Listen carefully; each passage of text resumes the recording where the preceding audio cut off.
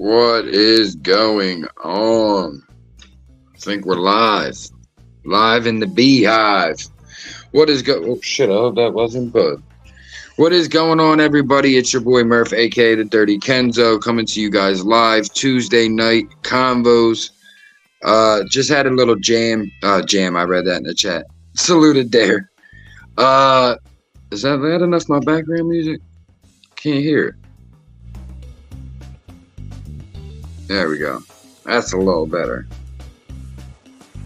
Hey. Yeah, Convos Tuesday. Yeah, not a ton was going on, so I figured let's go live. Figure if anyone wanted to talk, chime in, you know, they could feel free. Hope everybody's having a good night. Pamela said she had a few things to do, but she would try to make it. Bear with us. I'm trying to get that background music just right.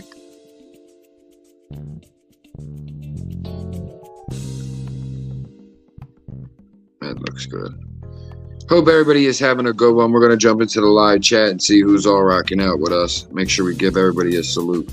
Make sure you guys are hitting that like button for me. The link is in the chat. I will be opening the phone lines right after my monologue here. Don't forget to like, excuse me, don't forget to like, sub, and share. Join the conversation. Follow us on all socials. Email address, cash app, all that good shit there. Come up on the panel and sound off. There's your link. Love of my life, Queen Kels. Ruru is in the building. DirtyKenzoproductions, myself and Queen Kels. These are our show lineups. Hope everybody's having a good one. Donnie is in the building. Good to see you, Dawn. Adair, good to see you again. Good to see you. Thursday is in the building. Blessings, Vision. Blessings, brother. Good to see you. Salute, Vision. Hey, boy, my guy. I see you, Queen, dropping them fires for the music. My boo always supports. Janine Sizemore is in the building. Good to see you, Janine. Hope everybody's having a good night. We're just rocking out for a little bit. Nothing special. I was trying to get a song of mine from back in the day up here. But I think I have to make a video about it. A video for it first. So hopefully we'll be playing that, you know, one of these next times for you guys. Tuesday night. Nothing spectacular going on. Big news for the Kenzo family this week.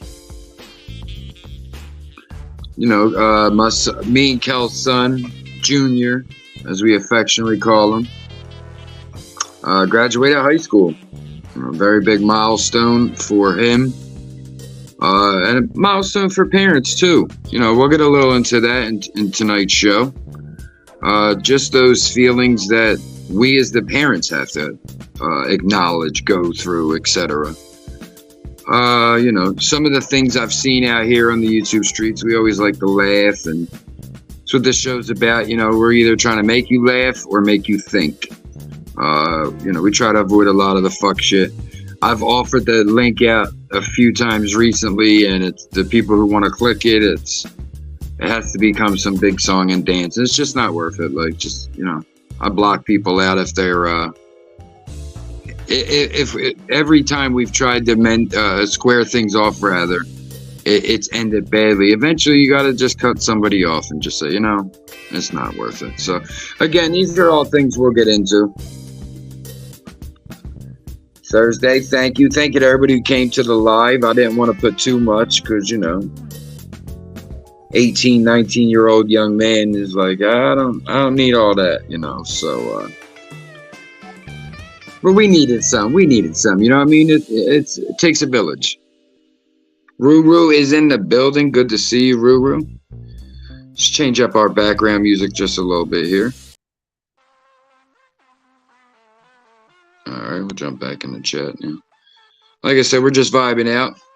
Phone lines will be opening up in just a few minutes. Thursday, I'm glad you made it though. Thank you. Every day is special if we are, and we have love and happy, healthy.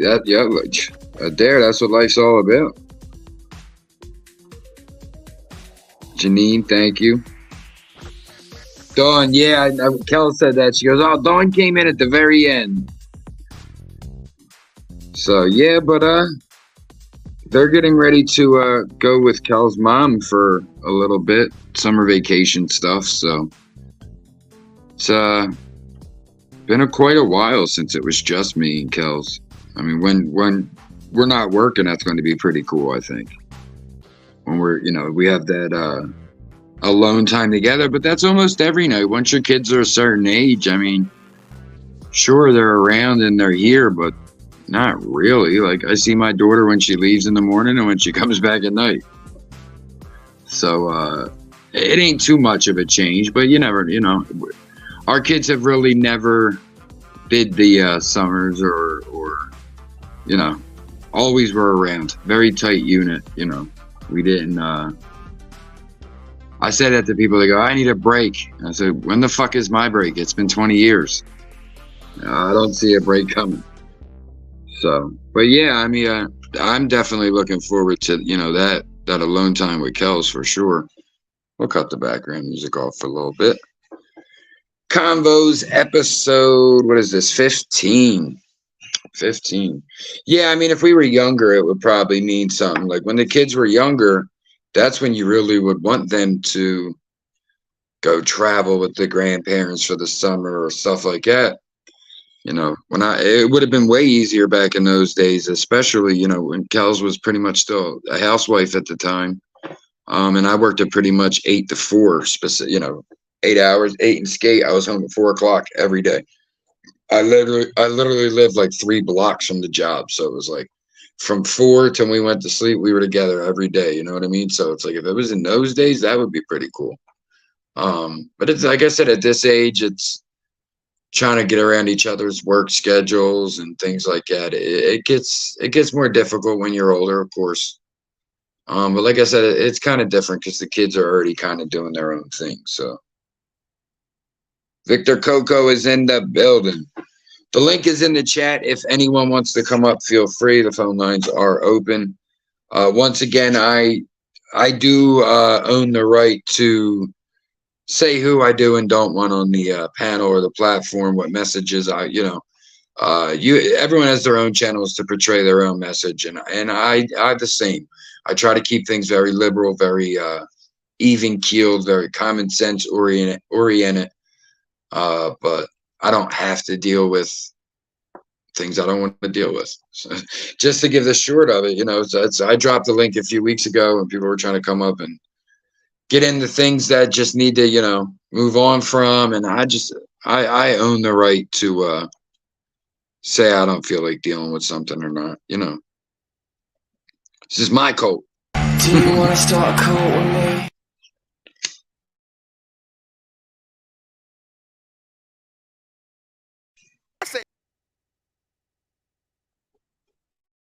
I said, hold up, wait a minute, something ain't right.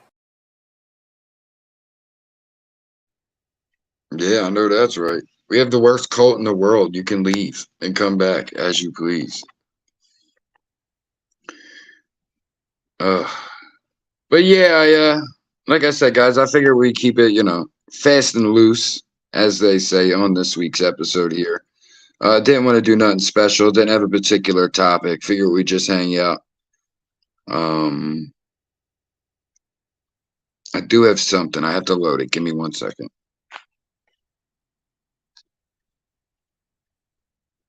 Oh, right there.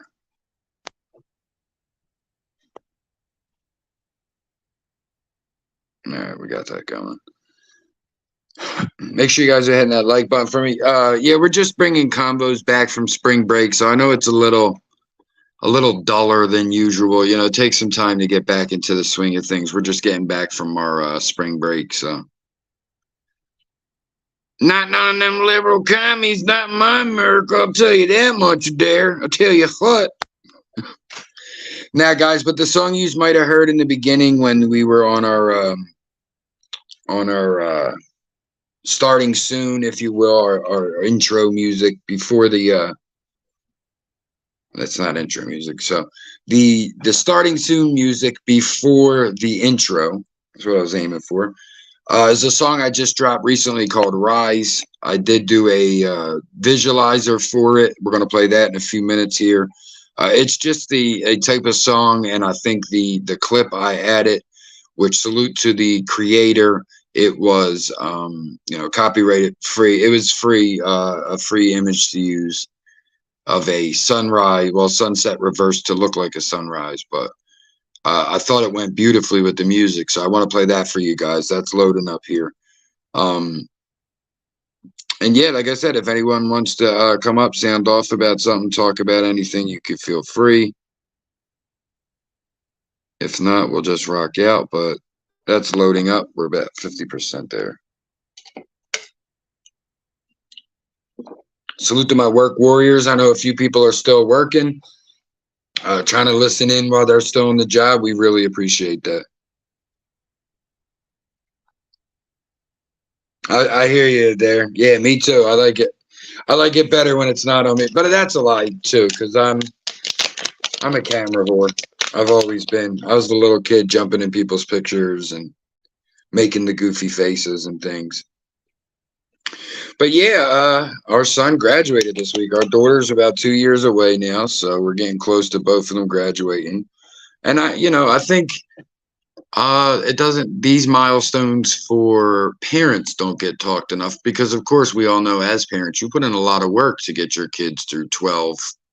13 counting kindergarten, and that's not counting if they have to be left back for something. I had honor roll till 8th grade and then got left back. It was because I transferred schools and was just started fucking around. But I think it doesn't get acknowledged enough, that the parents, the work we put in, the accomplishments. As your kids get older, you have to find that transition. And sadly, you see it a lot nowadays. Some parents have that empty nest syndrome, or they can't let their children grow. And it's like at a certain point, you have to come to the realization you're raising your kids to be adults and be people, and your accomplishments as a parent, the pride you feel, has to change. It's no longer about first steps, first words. Now it's about graduation, graduation of college, starting that first day on their career, getting engaged, getting married, having children. Like these are the things we have to, these are the accomplishments we have to get our pride through as they grow, as we grow. So I think maybe, there's some people there, it's hard for them to let it go. That's my baby forever. And I understand that because I see my children now. Like my daughter, like my son, that's my baby forever. But you also have to let them grow, let them become the functioning adults that that you've been aiming to raise them. And eventually you have to hope that what you did was enough. I mean, we're always going to feel like we haven't done enough. But at some time you got to be like, you know what? I got a good fucking heart. I think we all come out as a mold, and our parents can mold us somewhat, but we also our other influences of friends, outside sources.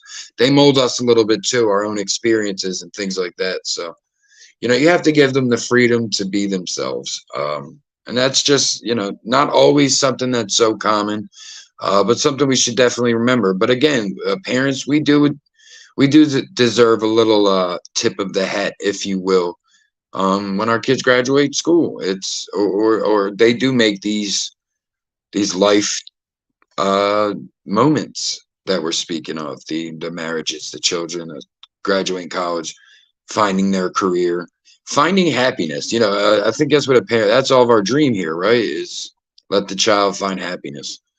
Nowadays, there's so much static and bullshit in the way, and you'll see these hypotheticals. What if your kid was gay? And it's like, you're gonna love your kid less because of who they want to have sex with. Like, we get too carried away in worrying about, other people's, most, of course, but just our children's happiness. If your kids, for me, I mean, knowing how unhappy people can be in relationships, seeing, being a child of divorce, being married to a woman who's a child of divorce, knowing people who are unhappy in life and relationships. Why wouldn't you be happy that your child is happy? I mean, that's what it really has to get back down to. But I'm going to jump back in the comments in a second. I want you guys to just sit back and relax and enjoy the good vibes of Rise. Appreciate y'all. Convos, make sure you're running that like up for me. Thank you.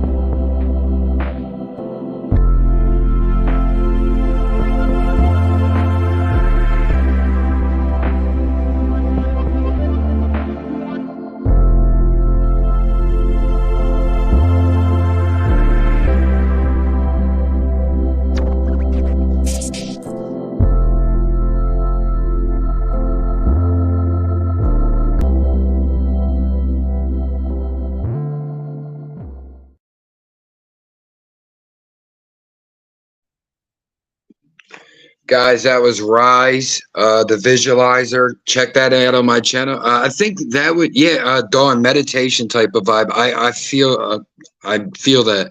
I don't meditate, but I feel like that's what it's like.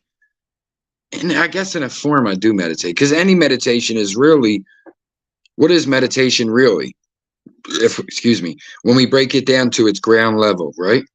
It's breathing, of course, which is good for the body. It's tapping into the spiritual, which is good for the mind. Yeah, I'm about to blow my own fucking mind here. You would have thought I was about to write this shit. So, blowing my own mind. It fulfills the mind, body, and soul meditation. The breathing is for the body. The spirituality is for the soul. We'll go soul instead. And self-reflection, right? As for the mind. And that's all meditation truly is. We all make the joke where you sit in legs crossed and hands closed. Bop, bop, we all make that joke.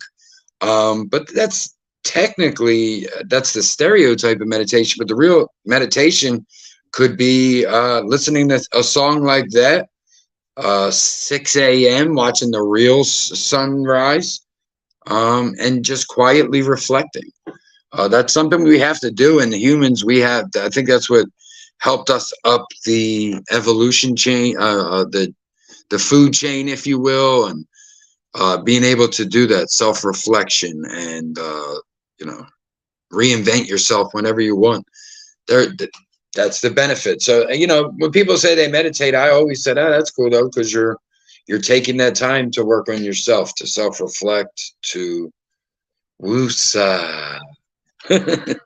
Facts says woosah. But yeah, I mean, life is too short to really be worried about the bullshit. To me, I try to make a joke out of everything, because why not? Like, I'd rather laugh my way through life than not. The opposite is not an option. I've lived that life where I was just bitch and moan and negative, and you don't fully comprehend that what you put out is what you get in. So when you're pessimistic, when you're negative, that's all you're getting back. It's hard to be positive. It's hard to be the bigger person. These things aren't easy to do. You know, Kels will say that, oh, I'm sick of being the bigger person. I'm like, I get it. It's a lonely road to be the bigger person sometimes, because someone could completely trash you and you're just like, uh-huh. So in one way, it makes you, from where we come from, it makes you look soft. But on the other side, it makes you look, what, to certain people, what, mature, about other things. Your mind's working a different way. And like, I had blue fucking hair. There is nothing you guys could say that is going to hurt my feelings. I got called the F-got word by my own family at a funeral for having my one hand painted black nails. Like, you think people online are hurting my feelings? Like, I was built for this shit. I came from a world, like, as a metalhead, a punk rocker, things of that nature. So you just got to keep that. And I think that's what meditation does for people. Life gets chaotic. Life gets so hectic that when you have that little time to meditate, morning or night, I guess one would wind you down and one can wind you up. But I believe at night would be better, especially for me. Like, we have a really big backyard. That would be perfect. I would suggest for someone else, maybe, if they have access to a roof, like outside a bedroom window where it's not your main roof, just somewhere where you could go to escape. No one knows you're there, but you're outside, but you're still protected by your world, so to speak. Get to that place, whether we potheads around here. So me and Kelsey do that shit every night. Kids get to bed, everything's situated, boom, boom, boom, house is calming down. All right, bet, let's go out in the backyard. And we would smoke. That's when we talk about how our day was and start to unwind. And even if you don't smoke, let's say you have a glass of wine, or even if you don't do anything, you're just having that outside time together, talking, letting each other know how each other's days were, the frustrations, the ups, the downs. It's necessary. And, in the meditation, even for when you're by yourself, to just pull yourself to the side, sit down, relax, let the world slow down, and say, I've been so crazy, so frantic, so fucking frazzled. Let me breathe this one out. Let me think on the different ways here that I can resolve problems, that I can get what I want out of life. And or for some people, they maybe need to self-reflect on what they need to make themselves happy, why they're not happy, and what they can do to make themselves happy. We're not here long enough to avoid a main emotion. Like, that's the way I look at it. Like, when I do get angry and frustrated, I might get mad at myself in the moment because I don't want to be that explosive person anymore. I want to be a little more reserved. I might get mad at myself in the moment, but I don't have to hold it in as long or harp on it as much. Just because I know I have to express my full range of emotions. Pammy. Hello, can you hear Hey, me? sis. I hear you perfect. Oh, good. How's it going? The pin link is trash. I'll try to drop it again. No, I got it after I hit it like about 20 times. I don't know if I was fat fingering it or what. I got lucky I didn't get shot at King Trolls. Oh, really? I'm dropping the link like it's my merry old business, and it was my link. He's like, he dropped the link, and I'm reading the letters, and I'm like, why is it different? And I look at my I saw you. I look at my clipboard, and there's 2 StreamYards there. One's this and one's his. I'm like, wrong link. Ladies, I talk, salute RP. Oh my God, that's so funny. I jumped in there real quick for a few seconds. I missed the whole, pretty much the whole thing. Oh. There was a girl up there. Unruly was up there. Oh my God, she was so funny. Oh my God. What was her name? Was it Unruly something Yeah, or? yep. Oh my God. That Triple is Seven was hilarious. messing with her, and she was bodying him. I miss. Oh, Dougie goes up and says, "I heard there was a murder up here." I was laughing so hard. It was by so the funny. by the time I got there, 777 had jumped down, and I just kept seeing the comments regarding 777 being 776. Oh man, they were calling him 007. I'm like, Inspection Arts was like, "You're 776 because you lost that one." I was like, legendary. That Oh was my so God. fast and quick with it. It was just so funny. That is hilarious. I didn't get to see it. I was just like, you're talking about meditation, and I'm like, after the damn day I had today at work, I'm like, I feel like I need woo-saw music. Yeah, and well, that's what I was speaking on a little bit. I think, especially with our generation, the stereotypes around it have really tainted it for people. Because, like you said, the woo-saws, and we all go, oh, But if that's what it shalom, takes, I mean, if there's any scientific I mean, fact listen, behind that, nowadays they're telling you to go in the woods and scream, and people are still like, oh, I can't do it. It's like, I mean, when this you will, really, yeah, when you think about it, when people like box or to get out aggression, go take a jog, you're exerting energy. Is it just listen, built up? humans are It's fucked built up. up. Our brains are fucked up. I could get a wave where I could be sitting here just chilling and get a wave where I feel like I want to cry out of nowhere, and I'm like, I don't even know. I'm not upset about anything. What is that? You know what I mean? And it's like, that's fucking weird to be in a good place, and that's probably the bipolar issues or whatever. But it's like you're in a good place, and it's like a wave, and you're like, whoa, what the fuck was that? Like, so like that's why the meditation is good, because when that hits you, you say, fuck, get yourself into your whatever it is how you meditate. Like, people may laugh, but my meditation is Bob Ross. I don't have to sit in a quiet place and hum to get to my happy place. I can put on Bob Ross, and when he's painting a fucking happy little tree, I get so focused in on that, I forget that I had anxiety. Yeah, or for me, I think it's like piano music. Yeah. That's another one that, my connection to music, so that's another one that's always been like that for me. Yeah, it doesn't necessarily have to be words, and it's not, and it can just be any random piano music. And hey, Miss Ivy, I hope you made it. I don't know if you're home yet, but I hope you're safe. Hey, Honda. Hey, everybody in the chat. Yo, Brother Rich is a legend in my book forever. What did he do? What did he do? Nothing yet. I'm just waiting on some packages.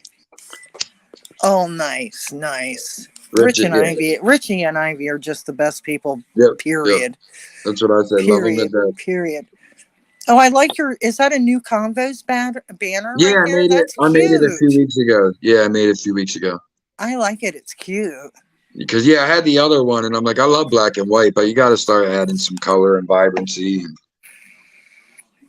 Yeah, I like that. Yeah, we're just coming back from spring break. We're trying to get Cooking with Kels back from spring break too, but it's like fucking even Thursdays have been chaotic now. I know. It's just like what has happened. Like over the past couple of weeks, I've just been so slammed at work. It's ridiculous. I mean, it's a blessing in disguise. Like I'm kind of in a weird place right now where I don't even want to work with my dad anymore. So now it's like, do I start to find my own jobs? Do I go just get a regular 9 to 5 so I ain't got to deal with the bullshit no more? I'm kind of. What do you think you want to do? Options. I mean, is it because you? I do want to work a 9 to 5, but I like running my own schedule. Because I could, is it because you guys bicker back and forth too much? Yeah, it's just there's been too much shit. I almost walked home fucking 12 miles the other day from a job site. So, well, you got to really sit back and think about, like, you only have X amount of hours in the day. Do you really want to spend probably half of them with pure stress? No, it's not worth it, That's what I said. We're always fighting over the dumbest shit, and it's just like, I am 40 years old. I don't have to deal with it. Even if it's my own father, I don't have to deal with it. Well, some of us cannot work with family. Some people cannot work with family. It's just the bottom line. You got to know. I mean, you got to know when and what things to cut off. I even said that he came when we tried talking it out. We even got in an argument, and I'm like, you know what? Like, we might have to cut off the work part just to be able to keep father-son going here. Like, you know, I'm not into not talking to each other and being mad. I don't like to do that. I don't like holding grudges. It's not my style. Is he the silent treatment type, or is he the type? See, I'm a resolution type. I am silent treatment as well, but I have to be to my breaking point. It depends. It depends on what it is. It depends. Yeah, I have to be to my breaking point. It has to be how much energy do I want to put out for this in order for me to make my point. Exactly. Or do I let it go? Like it's my dad, I'll probably give it a little more effort than if it's like my best man, my Katie's godfather. I kind of just cut him off entirely right now because it's like, I don't like the place you're in. I told you, you keep fucking basically ignoring anything I have to say, how I feel. Like, I was going through all that shit on here, when all that shit went down. Right. He messages me and he's like, I ain't heard from you. And I'm like, bro, I got a lot going on right now. I'm working on my fucking marriage with the love. I'm like fucking up with the love of my life, bro. Give me a fucking minute, And he's like, oh, I hear you, man. Let me blah, blah, blah. And starts getting into his fucking shit. Yeah. And I just, and I had fucking 25 years of that shit. And I just had enough. And I'm like, click. He told Katie, I don't know why he's mad at me. Like, yo, you know what, bro? Do your own thing for a little bit. I invited you to my home to get your life together. You chose not to. I can't do nothing else. Well, I saw a saying, so I want to say either it was on Instagram or YouTube that like really hit home. It was something to the effect of the older you get, the smaller your circle of friends should be, because those are the one, you know what I mean? Like you don't. I mean, yeah, you do lose. You do lose friends as you get it. Like I was talking earlier about these landmarks that we make as parents with children. Once you have kids, you kind of lose your friends that don't have kids. Like we read that in What to Expect When You're Expecting. And we're like, no way. And it's like, you really do. Like as soon as you have a kid, those friends who are on the fringe where you're like, he may be a future alcoholic or drug addict, or they're always getting locked up and fighting people, you start to separate from those people just naturally. Because you have to be smarter. I wasn't even smart enough when I was fucking kid. Kelly's pregnant. I'm still out there stealing cars. Like she's fucking 8-9 months pregnant at court. You know what I mean? So it's like, I still needed another fucking thump on the head to get my shit together. That was the wake up call. Thankfully, some people don't. You were in survival mode is what you were in. Sometimes I kind of was. My parents got divorced when I was 17 and I met Kels when I was 19. That 2 years was about 10 years. Like I did most of the drug experimenting I did was in that time. Most of the fucking crazy incidences of my life were in that time. The worst fights I've been in, like getting jumped. It's all in that fucking 2 year span. I gained 20 years life experience just from being on the streets. My dad's like, you're fucking 17, 18. Go do whatever the fuck you want. Don't get locked up. I think. Like, how does a man raise a boy? You let him live. I think when we're younger, we look for more acceptance from people, and as we get older, we only want people around us that are going to bring us.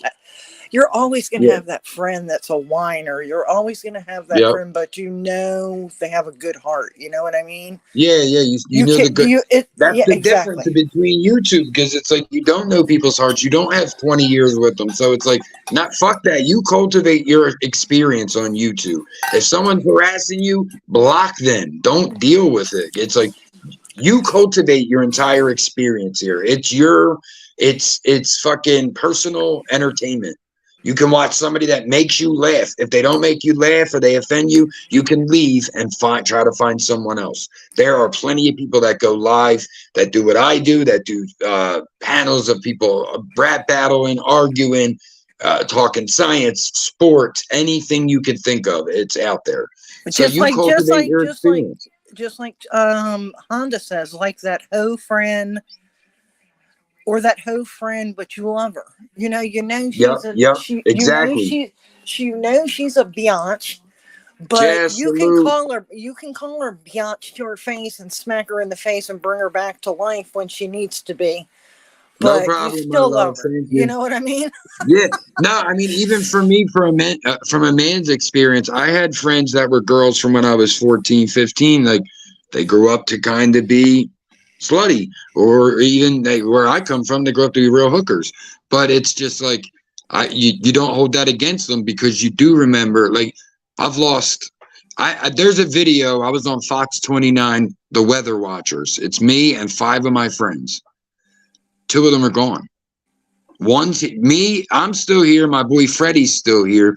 He's not great, but he's still here. And the other kid, Billy, I'm not sure. He could be here. He could not be. I don't know for a fact. But Gary and Jamie are both gone from that video. So I look at shit like that, and I'm like, 5 of us, 2 are gone. Yeah. You know, so it's like, I'm always Freddie's getting his life together, but he was a fucking career criminal from when he was a juvenile. Like, you got to sometimes, be that person that looks at people's life experiences and have to sit back and not justify, but realize why sometimes people are like they are. You know what I mean? Not that it makes it right or wrong. very good. Yeah. So it's like, Yeah. I'm sort of like you in the way that I'm somewhat a negotiator. I got some friends that are complete asses, but I know they can be kind. So when they meet somebody new and the person that they just meet is complaining about them, I try to be the negotiator and say, "Oh, just having a bad day." He's really for life. Salute, brother. Yeah, he's really a good person, but he's just being an ass today. You know what I mean? Yeah. So LFM, my brother. Yeah, I mean, sometimes that is how, like, either with certain people, you're like, all right, it might just be. I got to give them the benefit of the doubt. It was an off day, you know. Oh, I see LFM is here. Richie's here. Yankees. Yeah, my comments. Here. I'm trying to highlight comments, and it's being fucking weird. What's it doing? Can you even see them? Oh, certain emojis don't come up. I don't have an iPhone, so certain emojis will come up as like. Do you have the banner up? That's why the banner's up. Well, I could take that down, but they're saying they're seeing squares or something. Oh, I thought maybe you couldn't see. Come on. You couldn't see comments because the banner was up. Get off the screen. Yeah, I know. Well, it's malfunctioning. Breakfast. It's nostalgic breakfast. We're the Beatles. 5, 6, 7, 8. Oh, I've got some song requests too that I want to put in. Good, I need them. I always need them. Yeah, that's awesome. That show's great. I wanted to touch on congratulating Junior on graduating high school. That was awesome that you went live for a little bit for that. Yeah. He's like, don't go live. I'm like, I'm going live. He's like, all right. You two, that picture that I saw of you guys. Yeah. He looks just you. Those kids are a freaking combination of you and Kels. If ever I saw a couple that I'll tell you what, Katie has my attitude so fucking, like, I can remember me being 17 and I'm like, it's identical. Like, she's a girl. That is the only literal difference. It's like same bullshit struggles. Like, she has them with boys that I have with girls. Same bullshit. Like, I was looking at the pictures and I'm like, damn, if they didn't both spit them out at the same damn time. It's funny with the kids in my family, they'll fluctuate. Like, one day they'll look like me, then Kel's. My brother's kids, one day they'll look like him. His daughter, one day it'll look like him, the next it'll look like the baby mom. Then his other two, same thing with their mom. It's so crazy. It's so crazy. But I'm just, it's a big accomplishment for kids. It is. That's what I said. You got to acknowledge when we hit these life moments, even as parents. It's like, all right, it's not walking and talking anymore, but you put work in. Well, and that's what kids, he needs to, and hopefully, I mean, just coming from a parent of experience, I'm not too far. He's not too far away from my kids' ages, right? So to let him find his way, and at least he's got to make money to live, but at least try to find something that he likes, and it may take 5, 10, 15, 20 jobs in order to do it. And I always put in front of my kids, it's not that. My main concern is for you to be a good human being, okay? So as long as I don't give a shit what you do. You can manage a 7-Eleven if you want to. I don't care. as long as you can make it and be a good person, I really don't care what you do. Yeah. I mean, listen, there's fear in letting go. Let's keep it 100. But you have to.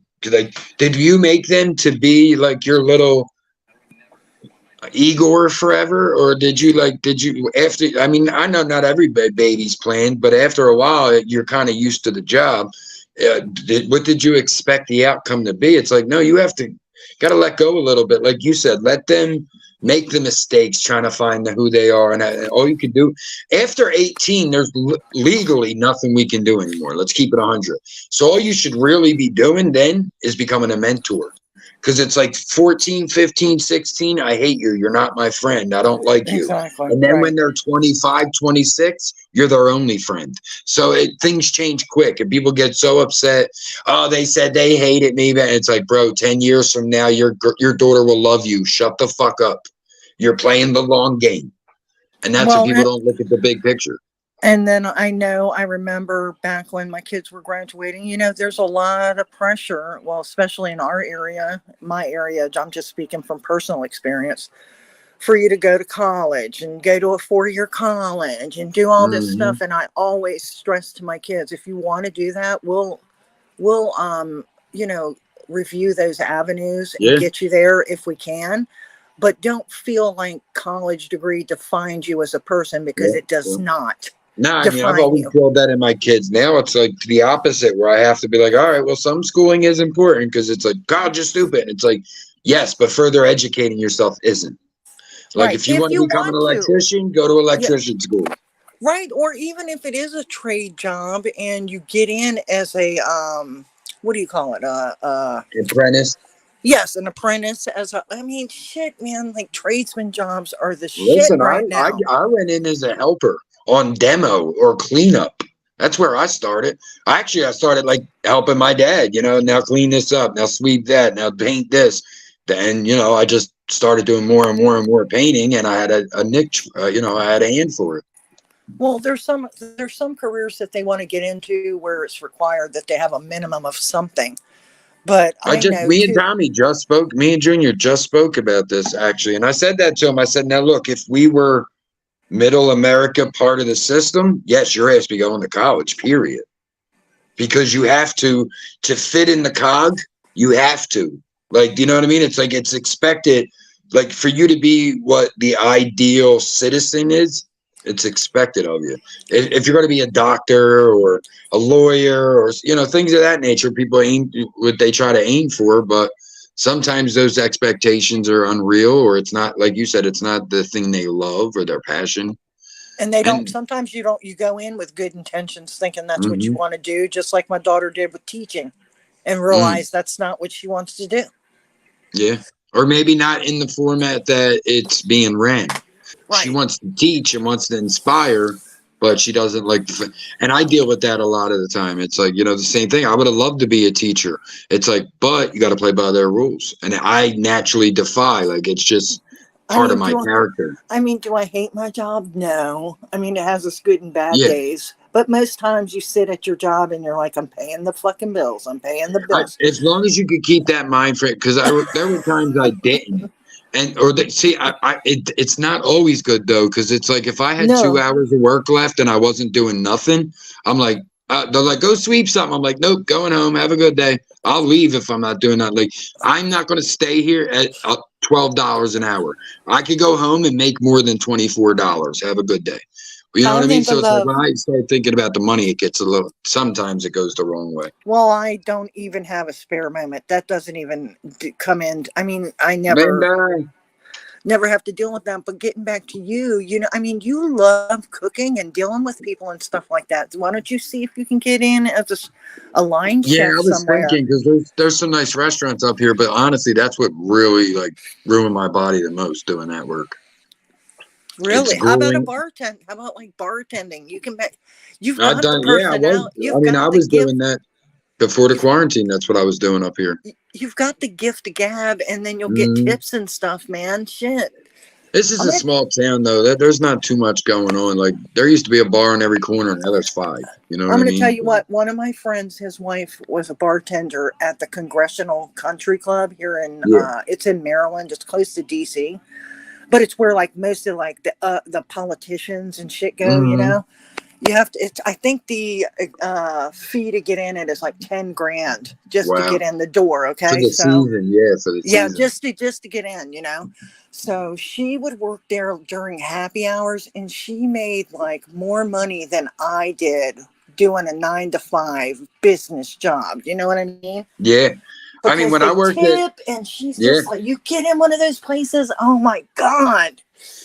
When I worked at Milk Boy, it's in downtown Philly. It's right across the street from Jefferson Hospital. We worked in the kitchen, and they're like, say you're walking out to go use the bathroom. One of the waitresses would be like, yo, can you stand like in front of the doorway? Because the way it was set up, if you walked in the bar, you're walking in the bar. If a girl's counting fucking $800 right there, you'd see everything. It was just like you have to bear right to go towards the bar. But if you look straight left, it was the kitchen and where these girls would count their money. So you'd stand there and they'd be like 400, 500. And it's like, how long was your shift? Oh, 6 hours. You're making $100 an hour? I know, man. I'm like, no wonder you live in downtown Philly. You could fucking afford it. Yeah. It's crazy. And I'm making great money in the kitchen, and I'm like, you're making more than me. Like, what the fuck? There's only like 5 of us in that kitchen, so we got paid really well. Like our dishwasher was making more than some line cooks in that area. I started as a dishwasher. Even if you go to, I mean, you could even like Lowe's, Home Depot, there's no shame in those jobs. I mean, you know, that's the issue nowadays. We shame everybody's job. It's the contrast. No matter what you do, that's what people got to realize. When there's someone's trolling you, the shit talkers, you're fucked either way. Like they'll go, you're a fucking bum who lives off his girl. Then the same person will be like, you work at Home Depot. And it's like, should I be the bum who lives off his girl or the guy with the job? Oh, everybody should just be a famous rapper who makes, everybody's making $1 million a year now. No, fuck they're not. You know, the average in this entire country is only about 65,000. That's counting millionaires, billionaires. We have more than anybody. The median pay is not that high. What's that tell us? A lot of motherfuckers are getting paid low. People talk about $100,000, and there's people out here who live off 28. I've found that the more money I make, the more money I spend. So it's like it's non-negotiable. It's like it doesn't even matter. Yep. Yeah, because you get accustomed to a different lifestyle. Well, and it's just like We ate fucking fast food for a year. Every night, ordered out, or I brought something home because I was making fucking $500 a day between tips we do tips or we do installs, which is like, oh, you didn't pay Home Depot to install it? We'll do it for $100. You know what I mean? Shit like that. So we were scrapping the old ones people were getting rid of. So we were pulling $300, $400, $500 a day. So it was like I was coming home with a fucking ounce of weed every day. Fucking, what are we going to order out? Let's get cheesesteaks. Let's get every day. We got so I cannot stand the people that critique somebody else's job. As long as they're making money, that's respectful to me. You know what I mean? Like, there's so much bullshit. Even on here, I seen what you were saying earlier, King Tro, about people flaunting their money, and I feel the same way. To me, it's the tackiest shit in the world. Like I defended people. Oh my God. People with 10 grand in my pocket. Like, yo, shut the fuck up. I like the poor kid way better than you. How about that? Yeah, and you know what? I know some real, and it's the flip side of it too. You know some really well-to-do people that are the most down-to-earth people ever, and those are the best ones ever. I swear, they're just like. They don't give two fucks. They're a rare breed. Because most people think that to be rich, you got to be cutthroat.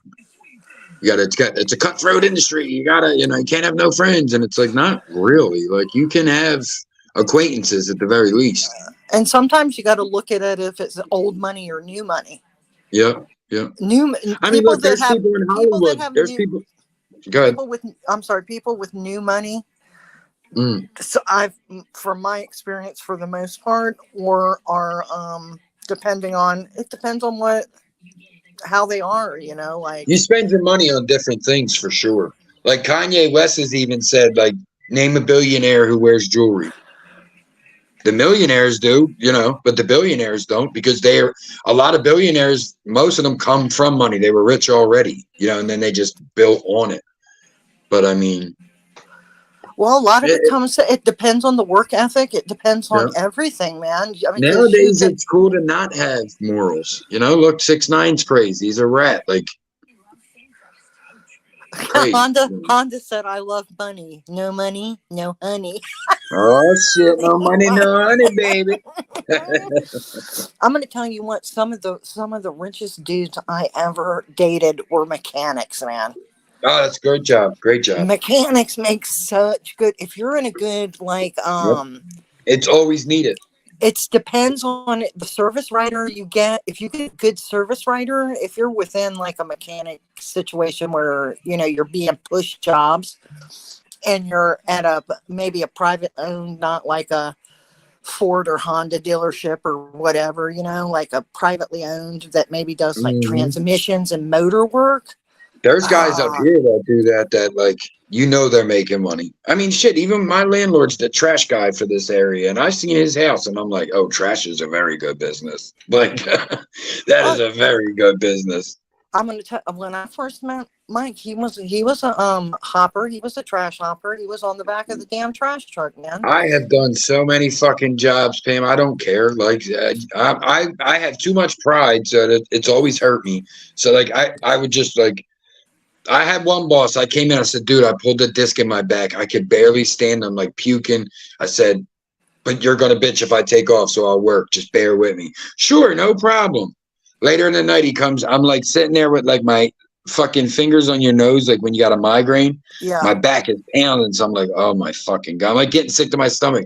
He's like, are you on drugs? I was like, yo, get in the fucking parking lot and fight me right now. I was just I flipped so quick. He's like, you're fired. I was like, I'm waiting for you after work. You're done. It made me so mad. Like, no, yeah, I'm on drugs, dickhead. That's what it is. I took the drug that makes you get in pain, not take pain away. You're a genius. Like, fucking idiot. I know. Oh my God. Like, if I was on drugs, I'd be out working every one of you. What are you talking about? Yeah. No, it's you know, what's admirable and cool is a man or woman, and I'm speaking from a male perspective only because I think males get shamed more than females do about where they work, unless they're a stripper or something, which strippers make great money. But anyway, yeah, strippers get taken out of the conversation because of the money they make. Yeah, you're like, yeah, but you're a stripper. She's like, yeah, but I make more than your whole family. And you're like, oh, fuck.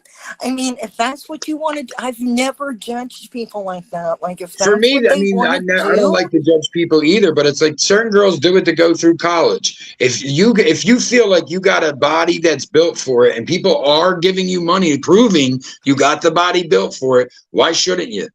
Like, we all exploit ourselves every fucking day on Instagram. What's pulling the titty out is just the next extreme. Well, to this, I mean, just like I keep saying to people, like, I can be at the beach in a bikini and some fucking pervert be like snapping a bunch of damn pictures. It doesn't matter anymore where you are or whatever. Yeah. And I'm going to tell you what, man, working that pole is hard. Yay. It can't be an easy life, no matter what. A lot of them are young single mothers. I'm saying that only because there are actual exercise classes that regular people can take is pole dancing, because you have to use upper arm strength, your legs. I mean, that's a whole gym your class body now. Can get cut. Your body can be in banging shape if you do that. And it's like, what's the contrast? Like, let's say this is a person in a low opportunity area, right? So what should she do? Sell drugs? Rob people? Yeah. Like, you know what I mean? It's like, we're already talking, some of these girls are in areas where they already don't have opportunities. You know what I mean? It's like, don't play basketball. Don't, you know, like, yeah. I only have so many avenues to use. Yes, of course, we wish someone could get hired on an amazing job off the merits of their brain. Of course, that's what we all aspire for. But if a girl has, guess what? Sex sells in America. So if a girl has a body for it, it's going to sell. She will make money. That's what I've seen it. I've seen strippers say, I make more in a day than you make in a month. I'll be a stripper then. You know what I mean? I've seen it. I mean, I mean, even these days and times, it doesn't matter. You can be a larger lady. You could be whatever. There's different tastes for different people. Have different tastes. There's all kinds of clubs in this country. Trust me, there's clubs you don't even know about in clubs that you do know about. Yeah, there's a famous strip club downtown that is frequent in DC that's frequented by like a lot of politicians and high people. They make it like good, Think about it. Nowadays, there's gay clubs, there's trans clubs, and then you still have just regular run of the mill clubs, dance halls, bars. So I mean, it's all out there for everybody. Yeah. Like, I mean, I'm not going to shaming people for their jobs shouldn't matter. Like, listen, we're shaming people for working at McDonald's. Motherfuckers at McDonald's make $15 an hour now. Like, people in fast food are making 12, 13, 14, 15. I know people in warehouses making $10 that have been there for 10 years. Well, that's my thing. Like people just take shit for granted. I'm that person, like, if I were in line at McDonald's and somebody started and there was let's say a 40-something-year-old man back behind the counter, if somebody started saying some bogus bullshit to them, I'm the one that would go in on them, man. I would be like, are you fucking serious? Now, when I can't keep my mouth shut ever. I can't. So yeah, and you're like me. You and I are exactly alike in that way. But someone does something nasty, and I'll be like, "Yo, motherfucker!" It's impulse. It's impulse. I know, but like say, it's none of your business, man. And he's different in the respect, I'm getting in that way now. Like, I don't care. Because there's been times I try to break up a guy and a girl fighting. Yo, bro, don't hit your girl. And she'd be like, fuck you. I'm like, all right, fuck both of y'all. Be her cocky ass the fuck up, bro. He's exactly the same way. I'm only kidding. But it's happened. Like, and even I've been in the other situation. Me and Kenzo were walking on Frankfurt Ave one day going to the store and we're fighting, blah, blah, blah, blah, blah. Going back and forth. We're 20. I don't even know what the fuck it was about. But this known prostitutes across the street comes up and she's like, come on, guys, you don't need to fight. Just chill out. We don't know this girl, And I'm like, mind your fucking business. I felt bad after it. Because that's what I'm like, yo, how many times do I talk about being on the other side of that? You know what I mean? But right. Still, it was like in that moment. You know what? People are fucking psycho, man. You got to pick your battles, too. Do you want to be the hero or do you want to get shot by some dumbass? Basically, you want to be the martyr? Nowadays, people are getting shot for the dumbest shit. I'm not doing nothing out of the ordinary anymore. In the last fucking 3-4 months, it's like somebody got in the wrong car, so somebody got shot. Somebody's ball went in someone's yard, so somebody got shot. A kid knocked on the door looking for his brother and sister, got shot. The other day, a fucking lady's harassing these kids. The mom comes over, she shoots her through the fucking door. Didn't even open the door. So it's like, no, nowadays you're getting shot for the dumbest shit. It's going to be like, you didn't put your shopping cart back, motherfucker. Yeah, I'm not, dog. Nah, nothing out the ordinary. I walk by your house and you're like, die, bitch, I'll choke you to death. I'm like, that's fucked up. La, la, la, la, la. Yeah, but the things... I'm telling you, you should... Ask Kels, maybe Chuck could even tell you, but me and Kels, when it comes to emergency situations, we go, somebody else call the cops. Like, I don't dial 911. They're like, Murph, call 911. I'm like, you call 911. I ain't fucking calling 911. I don't do it. Be in an emergency around your fucking ass. I don't call police. I try to get to the hospital myself. So I only need the fire department if I dial 911.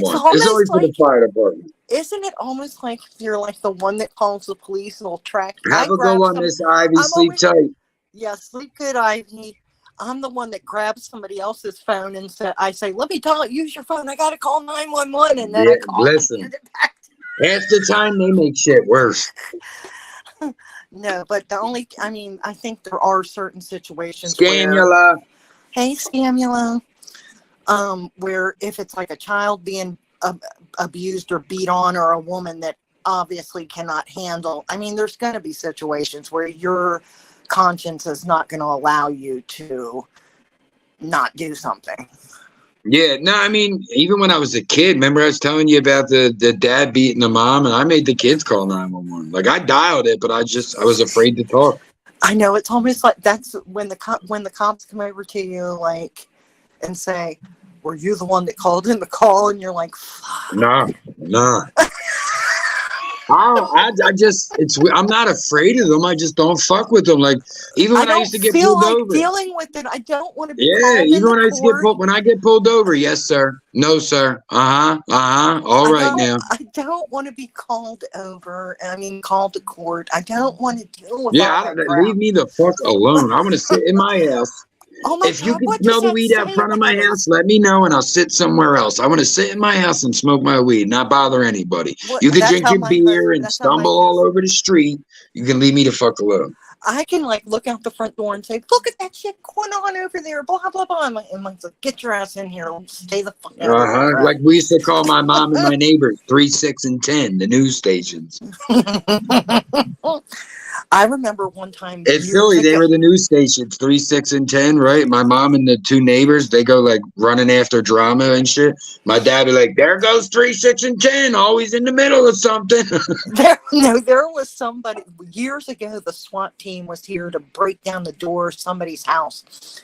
And we were me and my girlfriend were oblivious to what was going on. We go beat up very thin line, Scandula. And they're all in that garb, with that black garb, and they're all crouched down, coming real close, and they're like, in the house. I'm like, what the fuck is going on? Yeah, they scream at you like you did something. I'm like, fuck. They were I'm telling you, one day I was walking to somebody that had like some huge warrant out on them. Yeah. They get mad as shit with civilians. Like, fuck you. I was walking to Chuck's mom's the one day and shit, and this cop's fighting with this kid. They come running right at me. He's like, stop him. I was like, slide to the left. I was like, fuck out of here. So I go in and I'm talking to Chuck's mom, grandmom. I'm talking to grandmom, seeing her, blah, blah, blah. And Chuck's son-in-law, rest his soul, I'm using the bathroom, and he's like, yo, Murph, that cop's at the door. And I'm like, yeah, all right, get the fuck out of here. He's like, I'm dead fucking serious. The cop's at the door. I come down. I'm like, yeah. He's like, why couldn't you stop him? I'm like, why couldn't you? It ain't my job. He's like, whatever, that's fucked up. I'm like, no, you get paid for that shit. This ain't even my house. It's my grandmom's house. I don't need nothing coming back here. Fuck it. Fuck you. Stop them. I mean, in our area, most of the cops don't want you getting involved because it's a liability. Stop going to Dunkin' Donuts and you might have caught him, fat boy. You didn't do the obligatory stick your foot out and trip the person like they do in the movies. Right. I've seen that happen, and people get beat the fuck up. As they should. Mind your fucking business. You know what? It's the people that don't live in the hoods like we do. That's why I hate Karens the most. Have you ever seen a Karen that was just not minding her business? It's like it didn't fall on their lap.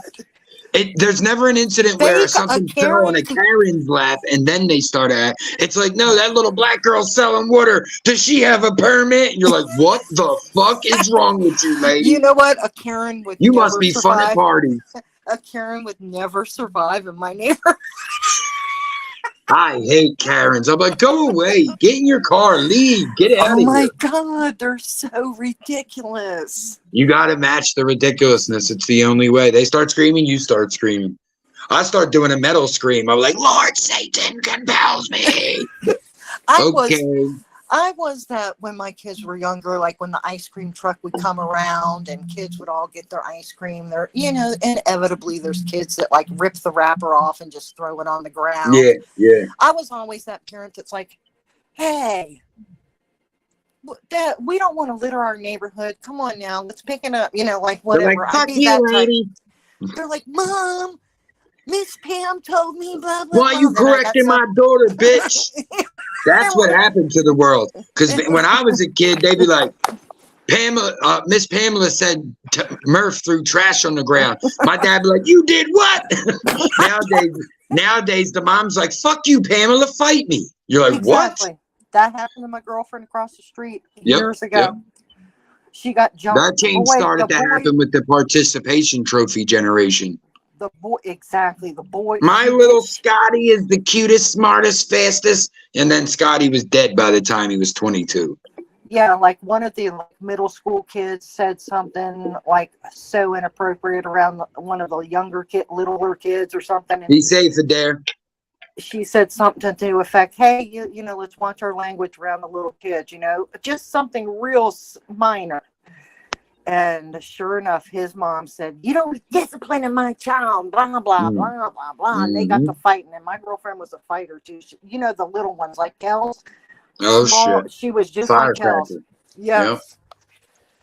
Yep. It's just, you know, there's no fucking, I mean, there's no respect nowadays for anybody. Like, that's what we wonder why this way, it's the way, it's like, it's been building for 40 years. Like, let's not act like it's, you know, we seen the counterculture against Vietnam. That's when this really started. It was like that generation was like, we ain't taking this shit no more. You know what I mean? It was like, boop, two cultures, counterculture now. No, we were, and that my same friend that got to scrapping with that chick, man, we were the moms in the neighborhood too that would say, we get all the badass kids together. I mean, we were talking kids that were like busting people's windows. Again, Katie's me. I was the kid who was with the bad group, and the mom loved all the bad. Now that's me. Like, one of Katie's friends today messaged me, thanks for supporting me at the graduation since my dad didn't come. I'm like, that's what the fuck I do it for. Like, that's what I do it for. I'm glad I could do that. You know what I mean? We were the ones that were like, hey, Lee. We were the ones that would like get like grocery bags and hand them out to all the kids. I'm talking these are kids that were like between like 5 and like 10, 12 years old, and say, okay, everybody come over here, get a bag. We went to the dollar store and would buy like gloves, gardening gloves or whatever.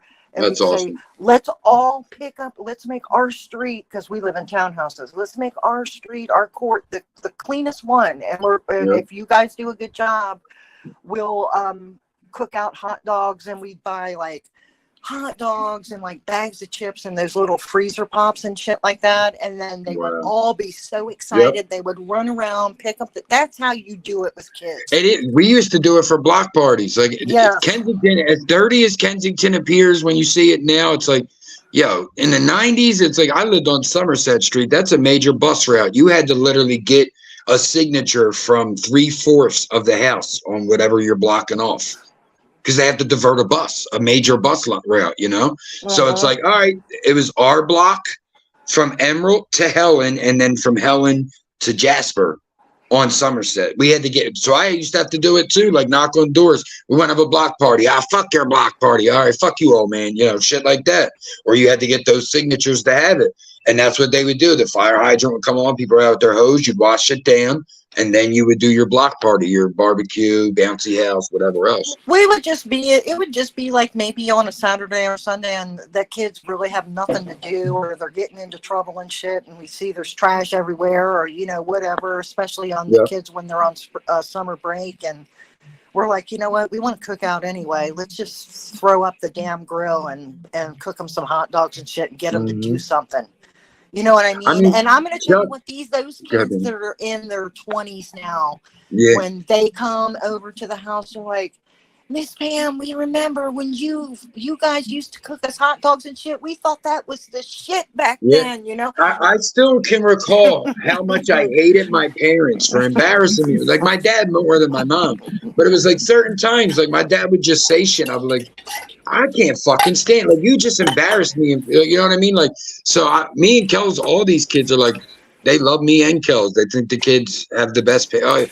But that's because it's like, we're not doing anything special. It's just, unfortunately, their parents are lacking. Like Scamuel said, who don't go to their kid's graduation? It was like, the girl was even more upset that he went to the brothers and not hers, you know? So it's like, kids don't forget that shit.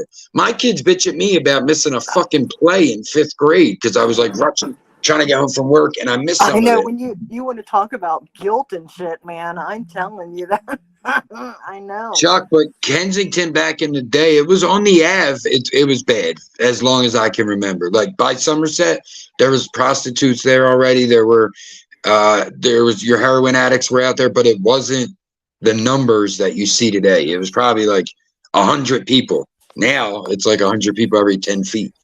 Oh God, it's so bad out there, man. I don't know. But that's what happens when you let something go for 40 years, 35 years. After the jobs left, and after all them jobs started going to China in the 90s, that was it. Those factory workers, those families that had lived there for fucking 2-3 generations moved. They moved out. Other people moved in. I don't see that place getting gentrified for probably decades. Oh yeah, it's not. It's still got to crash more. They're gonna want it to crash even more. Damn. Let it become a wasteland, then we could get the ground for real cheap. Oh my God, that's disgusting. Just like it's a sick world. It's a sick world when you have to pray for gentrification. Do you know what I'm saying? It's like you're hoping a place will get gentrified so they'll save it. You're like, you know what I mean? It's like, but you're not saving the place if you're destroying the people who live there. Like the people who live there will no longer be able to afford it. So will it be the same place? Is Fishtown the place it was when I grew up? No way. Because when I grew up, it was middle-class families. Now it's fucking millionaire yuppies, young entrepreneurs and shit. Do you know what I'm saying? It's hipsters. Do you know what I mean? Yeah, so but it's like the whole thing with gentrification because that was gentrified.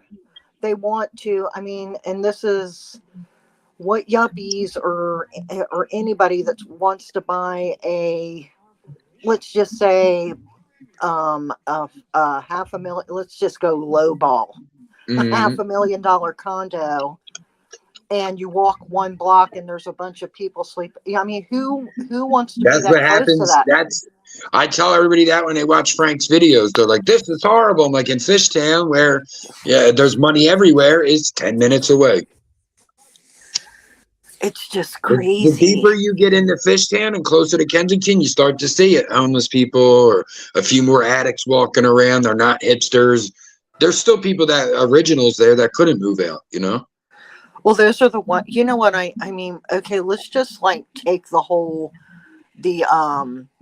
people that have the drug problems and stuff down there. Let's take that out and then put in the kids, and you put in the elderly or just the couples that have paid off their house and they have to live in that shit for God. There's a Catholic school right there.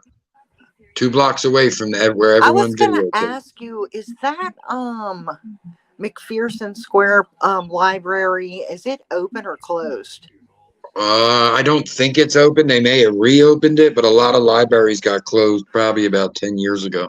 You know what? I was watching something the other day, and it struck me. It was a lady was talking about the library, and the person that was interviewing her called the place Needle Park, and she said, hold on. Yep. I'm born and raised here. Don't fucking call it Needle Park. Yep. It's not. And did I name the right place? McPherson? Yeah, McPherson Library. Yep. Yeah. And I thought to myself, I broke my arm you in know there. What? I thought to myself, sometimes we don't really think about what we're saying that can be really offensive to somebody. You know what I'm saying? That's what I try to tell people at Frank's. Like, I don't want to have to flex because I'm a mod, but you're not going to be in here like junkies. I don't like.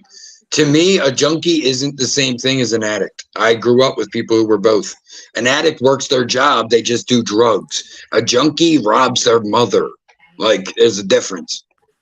Do you know what I mean? It's like when the people I know who I call family or like my cousin, the only time he's ever called himself a junkie and not an addict is when he's robbing, stealing, lying, cheating. When he's like working a 9 to 5 and he's an addict because that's what you are. But he gives himself that harsh critique. But I always hated that. People would come in to Frank's and like, well, look at these junkies. And it's like, bro, get out of here. Go away. That ain't needed. I know, but at the same token, you have to and I'm not saying this to agree with it or anything. I'm just saying, you got to put yourself in the mentality of you live in that area, you work your fucking ass off all day long to come out and find that your car is on cinder blocks and your catalytic converter is gone. Mm-hmm. Somebody has robbed you of this. I mean, it's going to grind your nerve, man. It's sort of like. Yeah. Okay, I mean, but somebody to expect it too, though, you know? Like, one time I got in my car to take the kids to school, and I'm like, why is all this shit on the floor not registering? I'm like, somebody was in my fucking car. Do you know what I mean? So, like, but I knew, like, in that area, if you don't lock your fucking door, someone's going to be in your car. I'm going to tell you what, it even goes on around here. Not too long ago, Mike had left some scratch off tickets like in the console part or whatever. Yeah. And his car for some reason didn't lock. And when he went in there, they didn't take anything. Yeah. All they want is change and anything that's money that they can, whatever. They're in it real quick and out. For me, though, that also, I have to let it go as karma because I used to steal cars. So it's like, oh, somebody was in my car. Okay, that's karma coming back for me for what I did, so. Well, yeah. I just made sure no one was still in my car because I was getting ready to take my kids to school at 7 a.m. But checked the car. It was all good. I cleaned it up. Because I had my cup holders, I had all silver in one and pennies in the other because I delivered. That's exactly what he and I had candy in the glove box. The candy was all over and the fucking pennies were all over. So I picked that shit up real quick and that was it. What they do Science, salute, bro. Hey, DJ, honey, how are you? What they do around here is it's no breaking into the car. It's just zigzagging out of the cars, pulling handles. And if it happens to open, they go in. They don't break windows. They don't do anything. We used to know how to flex your window. We used to be able to flex your window. You could have your door locked. It didn't matter. We pull the window out and unlock the door. Yeah, this is like not even like people that really live here. They're people that just like go to different neighborhoods and just check cars. Oh, well, you never shit where you eat. Yeah, it's like crazy. That's rule number one. It's so crazy. We would watch Gone in 60 Seconds and then go out and steal cars. We thought we were hot shit. That's just like They all thought they were hot shit till they robbed that fucking cop's car and took his badge. Motherfuckers wasn't laughing then. Thank God I wasn't there, but they wasn't laughing then. Oh my God. I think I asked somebody else this. Did you ever fall for one of the decoy cars? Yeah, no, but my homie did. We're like, yo, there's a car down the block that's all chipped up, and we were all looking at it, and they told me to get in, and I'm like, don't feel right. So we had this one friend. He was short. They called him Little Jeff. He wasn't a midget, but it kind of looked like he wasn't. Like he had a slight disformity, like a crack baby. Oh, okay. So he had he didn't care. So he's like, I'll go get in it. We're like, nah, don't worry about it. He's like, I'm getting in that bitch. So they're like, all right, well, bet. We'll just stand here then. So he walks all the way back up the block. And he comes by in the car, and we're like, yeah. We're like cheering him on. All you see is these two cars come flying up the block. Zoom, zoom, zoom. He puts it in park and gets out and starts running. They all jump out. Half of them run up on us. The other half, they start chasing him, and they're like, stop. You keep running. We're going to beat the fuck out of you. He's like, I don't stop him.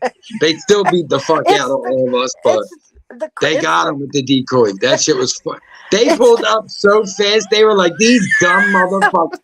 But the problem is this, and people don't realize, the police put in their own minds everything is this huge government or conspiracy, rather, not government, but everything. So because we called our graffiti gang OIM on your mind, and because our leader of that graffiti group was writing it on every fucking car, they started to try to say we were like a ring, a car ring. So they tried taking me down when he got caught.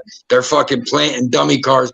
But we were being fucking over blatant. If you pull down a block that can only hold 10 cars and there's 6 neons, one red, one white, one green, one blue, you're going to be like, what the fuck is going on? Somebody loves neons on this block.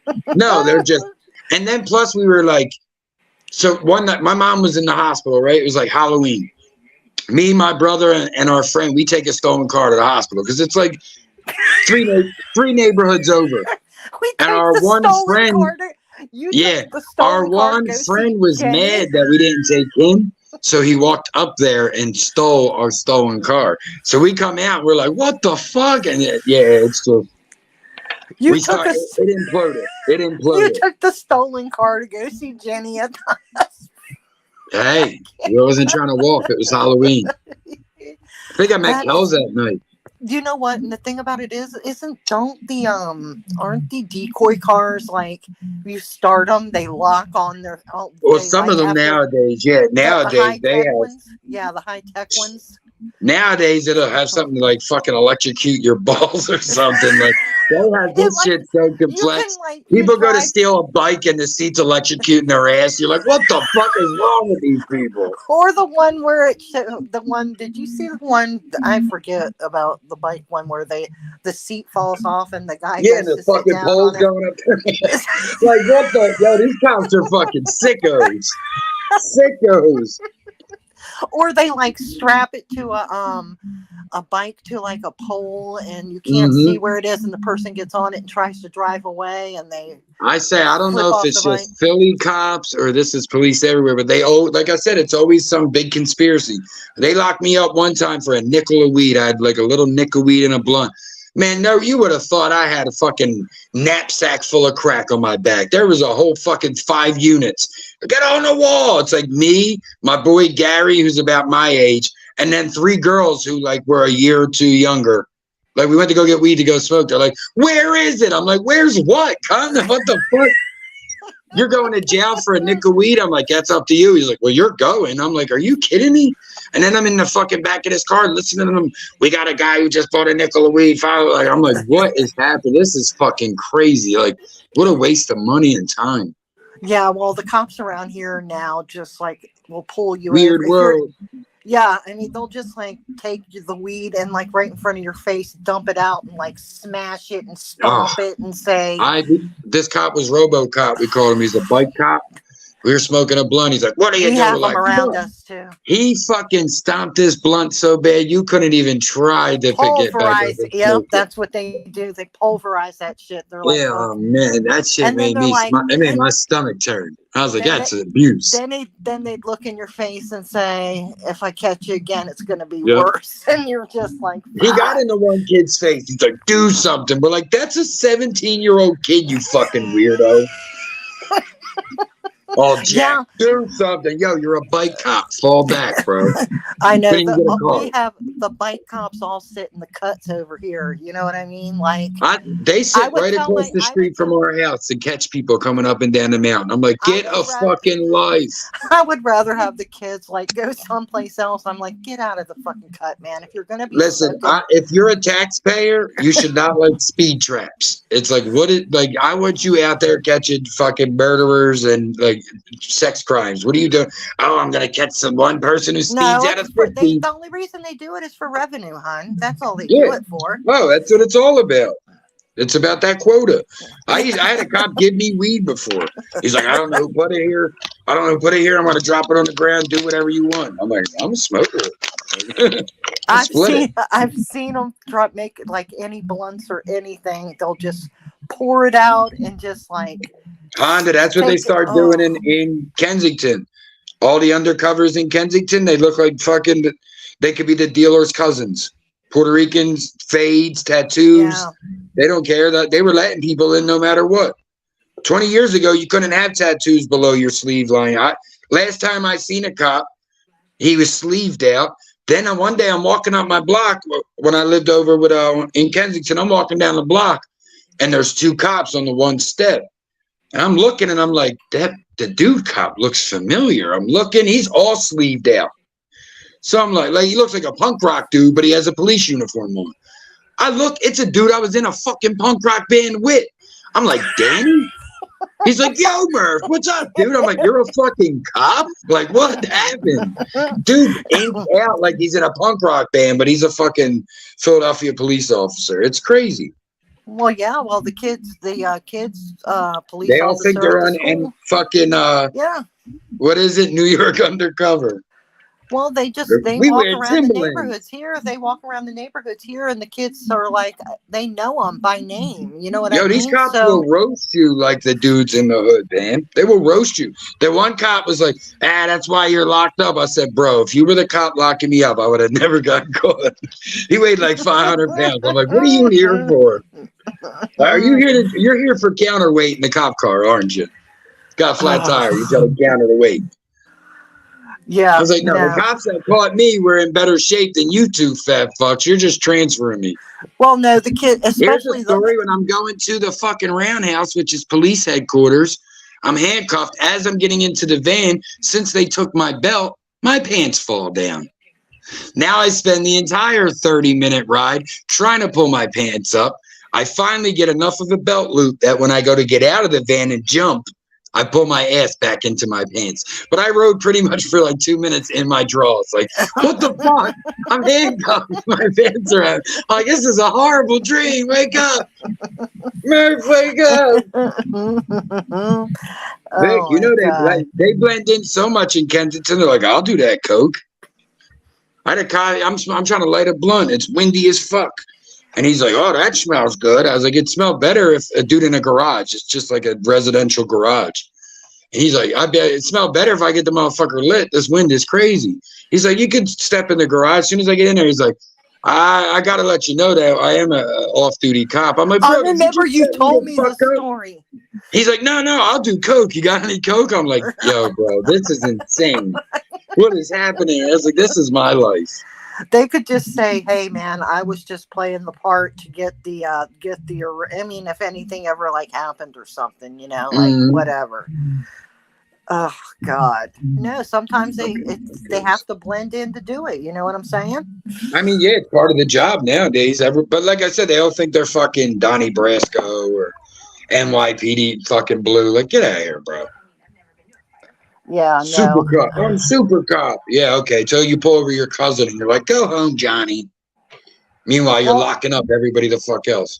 No, especially like I told you, middle school boys are the fucking worst, man. I swear. And the cop at my son's school would sometimes yank him, just like that one teacher that was a Marine would yank him up sometimes. And sometimes the cop would like grab them by the back of their shirts and shit like that. And they would tell me. I had to do that to Michael because he wouldn't, you know, he wouldn't listen. And I'm like, as long as you don't, go ahead, do it, whatever it is. I learned how about it my dad was pretty quick because I was in like kindergarten, first grade, right? The trash cans at the end of the lunch table. Nobody wanted like the shitty grilled cheese. So everyone's sliding them and we're just sliding them in the trash can. We're fucking 5, 6. So we're laughing. Because it's funny. They're sliding into the trash can. It's like skee ball for a 5-year-old.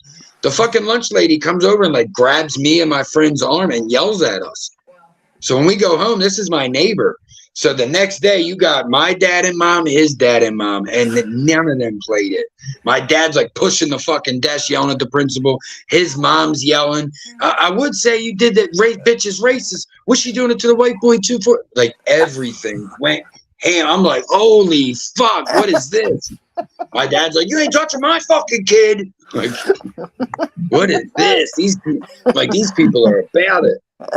I'd be like, did he deserve it? Go ahead, just scare him straight. Yeah, but you don't go squeeze it on someone's kid and fucking scare. I would never do that to like even my own nieces and nephews. Go yelling in their face. Like, you could keep your fucking hands to yourself. Yeah, you can get up in their face and say, you know what?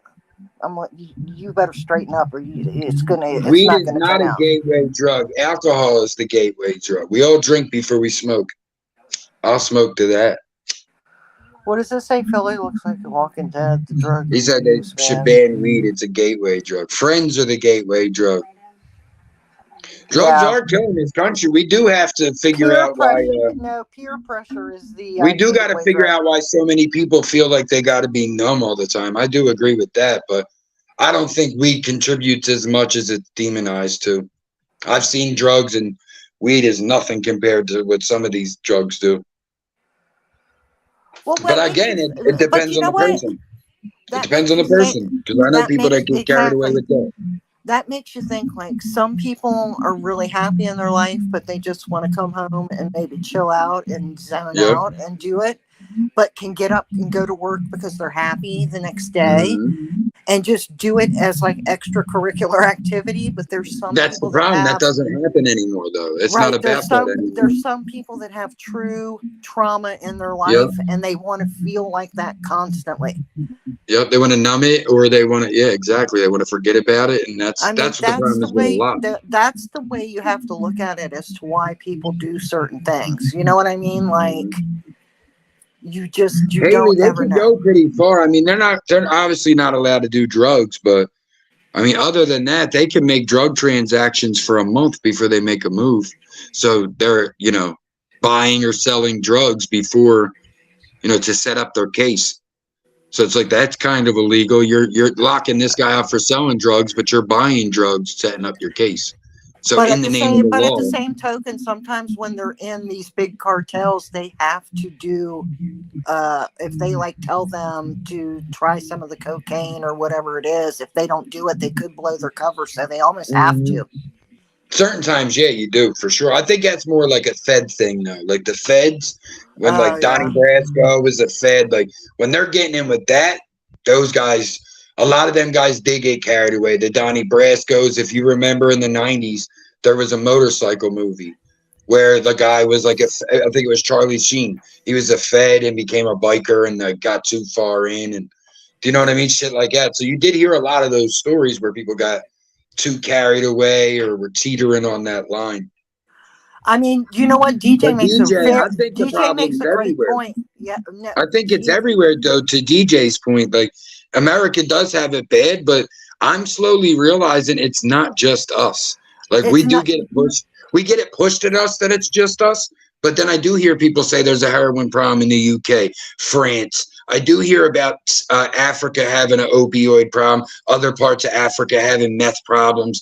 There's fucking drugs in Asia, China, Japan that are fucking like a speed pill they take. So like there's drug issues. Are you talking synthetic or other than the plant that they can obtain through the indigenousness of the? Yeah, there's shit like that for sure. But they have like it's in Thailand or Cambodia, but it's like a pill they're taking that's basically like a speed pill.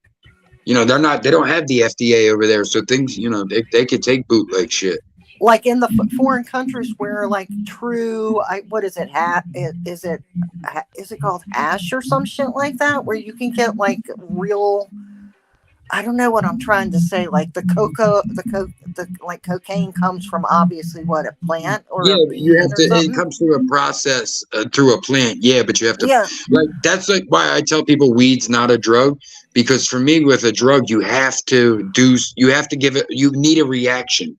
Weed, you don't need a reaction. You throw seeds in the fucking ground, they grow. You smoke it. Now with coke, you take a leaf, you process it. With heroin, you take a poppy plant, you process it. Crack is cooked coke. Meth is all fucking synthetic bullshit. It's fucking that's becoming more and more prevalent. Like meth nowadays is like they make it out of no dose, like caffeine pills. What is it? Your antihistamines, because they used to have amphetamine and amphetamine in them. So Sudafed. Like in Arizona, you can only buy like a box. No, I have to buy that because I take Zyrtec D, and in order to get it, you have to get it from behind the counter, and they scan your ID because I was gonna say you have to show ID exactly because it's used in the production of meth. And I was telling somebody else, there are actually fiends that watch the pharmacy area, and if you're buying that shit, they will jack you and rob you before you get to your car.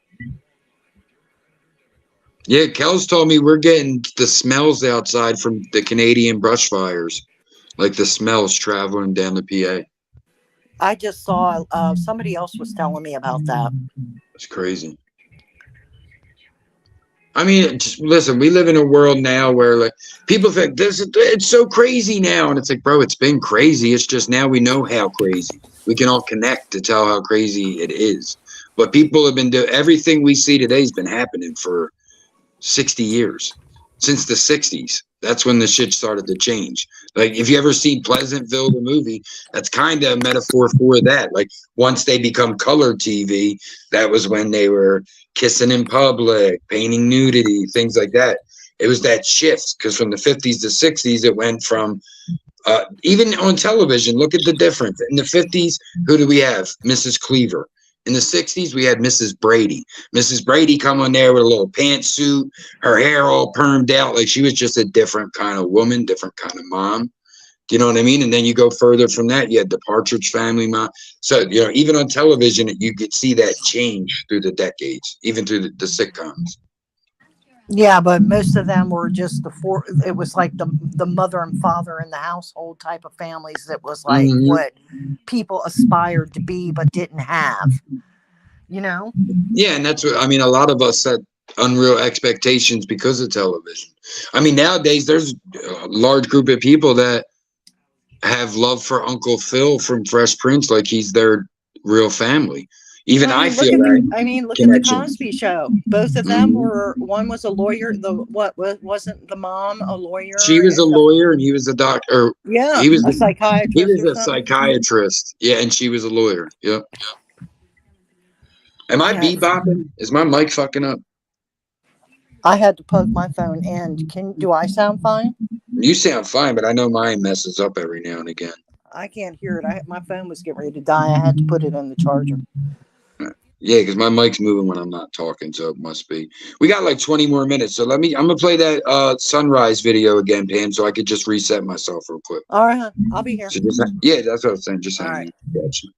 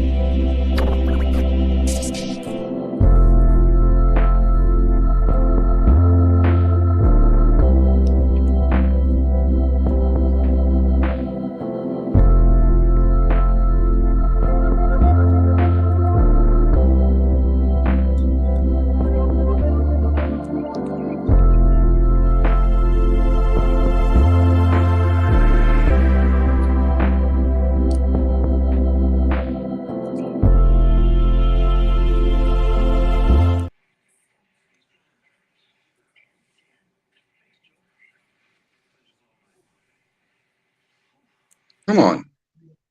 There you go. I muted myself again. I was going to say, did you fix it? I wonder what I don't know why it does that. Sometimes my phone does that too. It doesn't matter where I'm at or whatever. Mills Lane, that's what I'm saying. Our generation was raised by pop culture. That's why people are like, why do people care about the Kardashians? I'm like, bro, we've been doing this shit since the 80s. MTV was popularized. MTV made those icons. Those pop icons became when we were in the 80s, it was like Michael Jackson, Michael Jordan, Hulk Hogan. You just had these icons that pop culture followed. Then hip hop kind of started to do the same thing. It was, what's this rapper doing? What's this rapper saying? And, we've always followed celebs. It's lessening now because people are realizing how fake that is. And nowadays, I mean, shit, you could be not famous and become the most famous. You were on fucking Real World or Road Rules or something, Big Brother and shit like that. No, the internet and being on YouTube and stuff like that has changed everything forever, man. Yep. Yeah, I don't really watch TV no more. I can't watch commercials for shit. Oh, forget that. Hey, Mills Lane, nice to see you in the chat. Mills, that's facts though. Uncle Phil was like an uncle to myself as well. So I even feel that connection when people say that. Like when J. Cole said it, first things off, rest in peace, Uncle Phil, for real. He's the only father I ever knew. I swear if I get my bitch pregnant, I'll be a better you. Like that fucking bar, I was like, oh my God. Because that's kind of, Uncle Phil was that, And then I said to Kenzo one day, I said, it's funny, man. My dad was always hip to the shows. We watched Fresh Prince.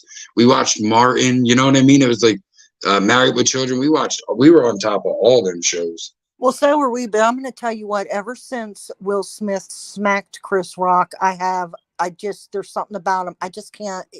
Yeah, I think a lot of people feel that. But I think it's getting that way for a lot of celebrities in general.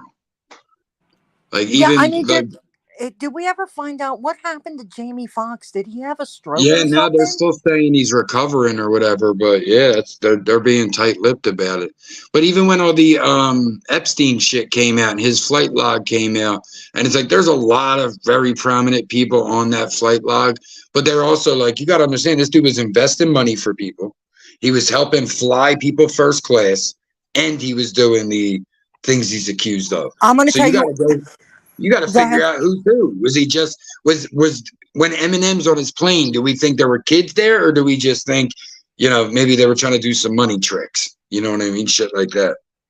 So, but when that all went down, people heard Tom Hanks' name, and Tom Hanks is the type of person where, like, you know how cynical people are nowadays.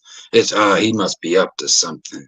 Do you know what I mean? It's like now all of a sudden Tom Hanks moved to Spain because he knew he was going to get arrested. It's like, yo, these conspiracy theories are and plus I saw something about Kimora Lee Simmons. You know, Russell Simmons' ex-wife was really close friends with Kim Porter, who was Diddy's either ex-wife or ex-girlfriend. He has kids with her or whatever.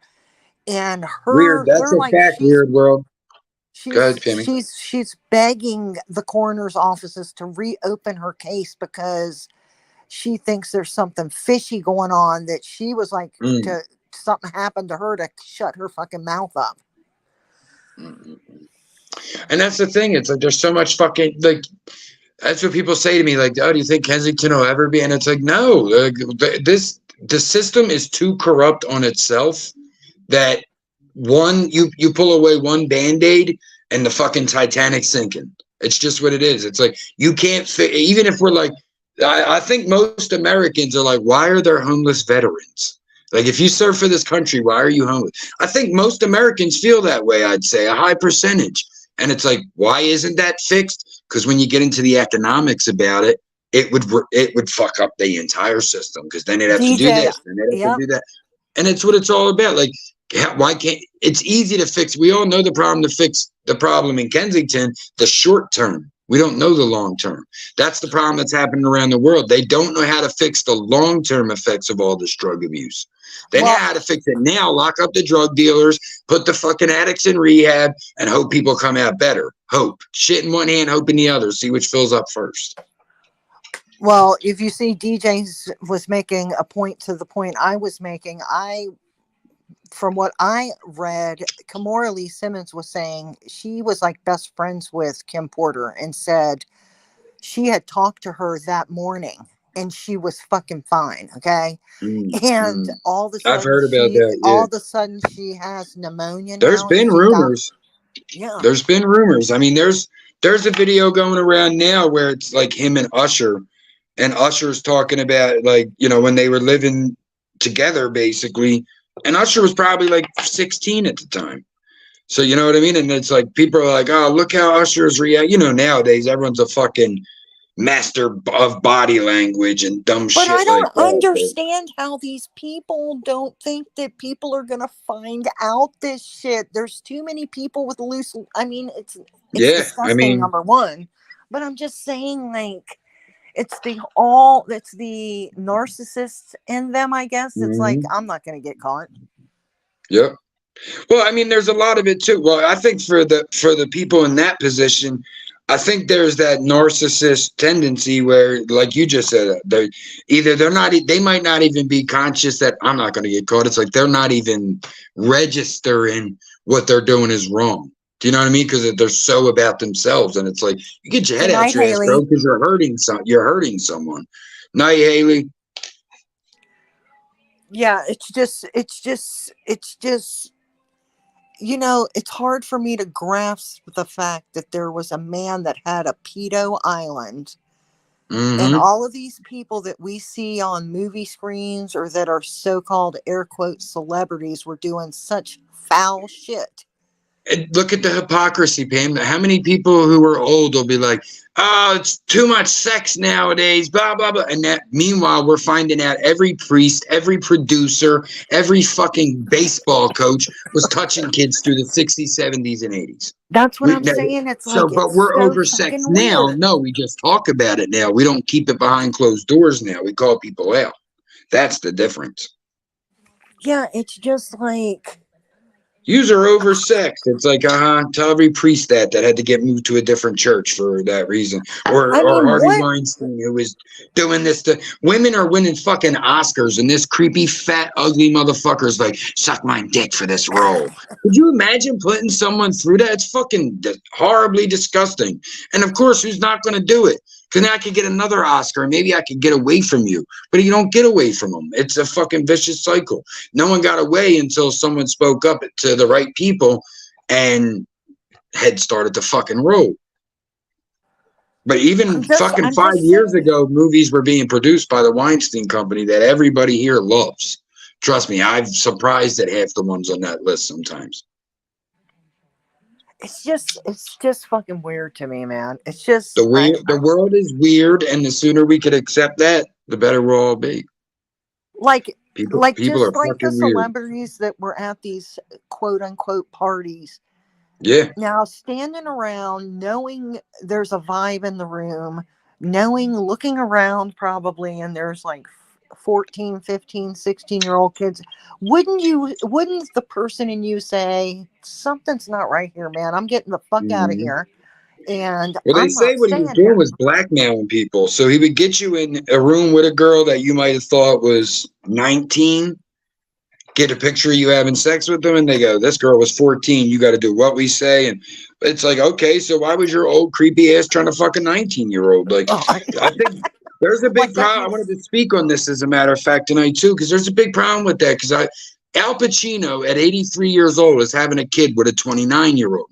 Now, for me, a 53-year age difference, I don't care if it's legal, it's a little weird. I went to school with a girl whose mom was 30 and her dad was 60. Now, of course, it's not my business, but for me, it's not. My age range is 5 years above and under. That's it. I'm 40. I would never date a girl under 35 or over 45. So to me, it's a little weird for a man that's 83, God rest his soul, but would only have about 12 more years on earth to live it up to 100. So it's just, I don't know. To me, it's Pink Sugar was talking about Janet Jackson is like in her 50s, and she's up on stage kissing on a guy that's 20, like 21, 22. Yes, it's legal, but does that make it right? Because that's what people do. They'll go, oh, she's 18. Like, people were counting down famous actresses' birthdays. Millie Bobby Brown from Stranger Things, the girl from Kick-Ass. They were counting down to when they turned 18. That's fucking disgusting. Kel's saying he's saying it's not his baby.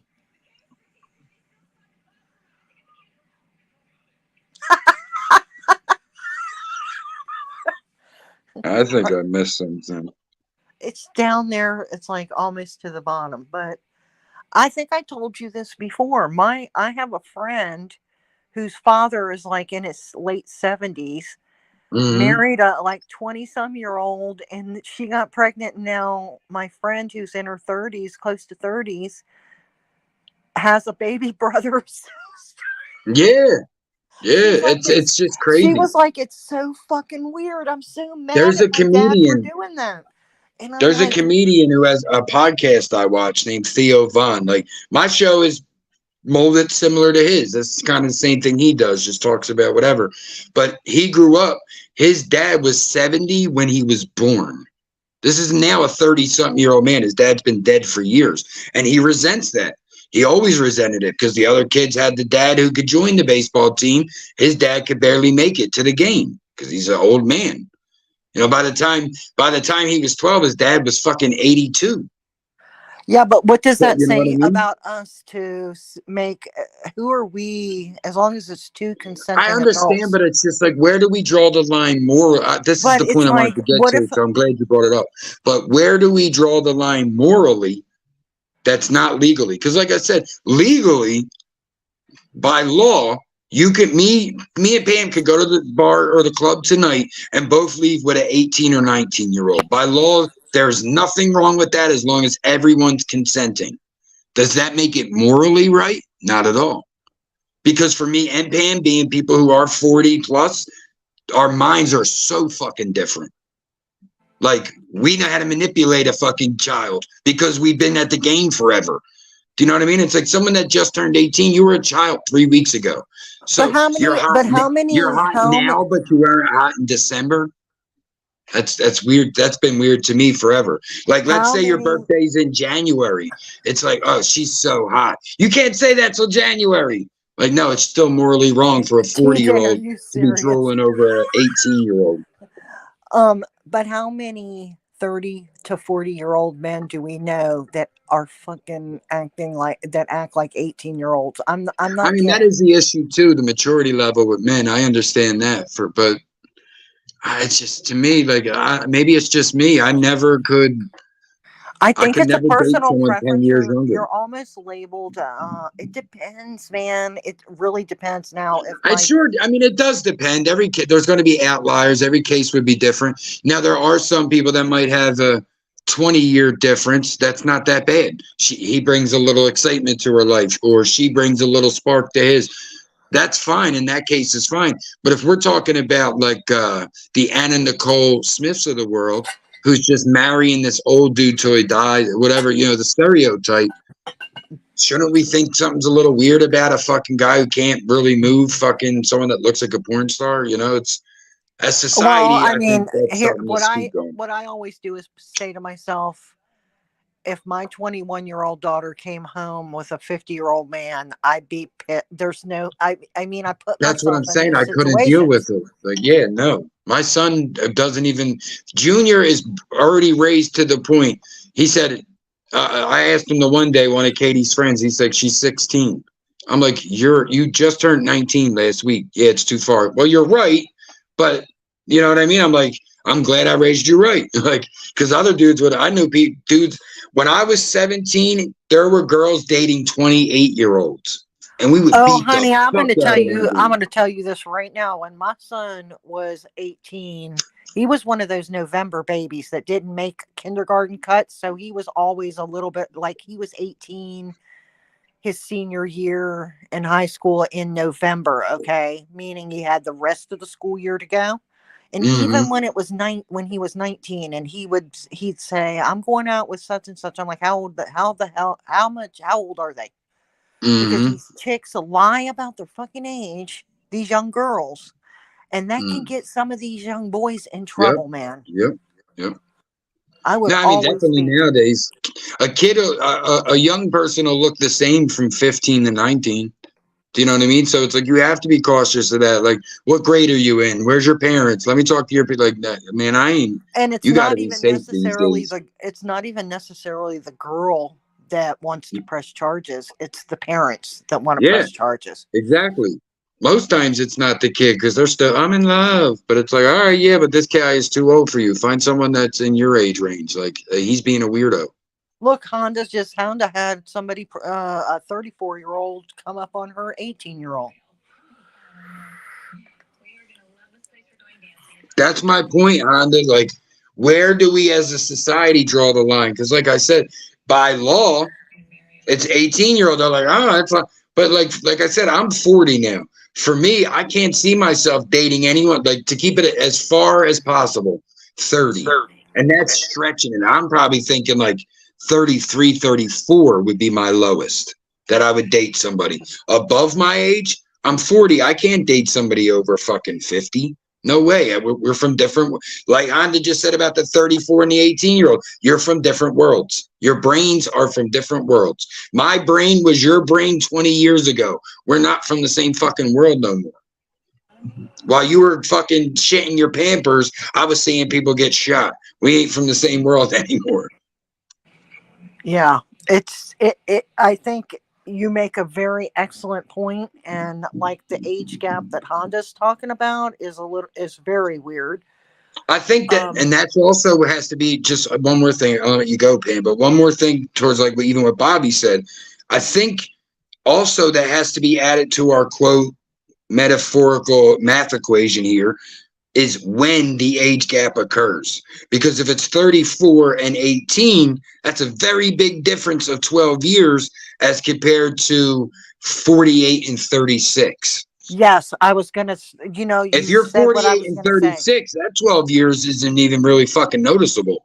But when you're 30, in Honda's example, 34 and 18, that 12 years is fucking huge. When you or 14 years, rather. When you haven't lived an adult life yet, it exactly. should be off limits. That's the bottom line.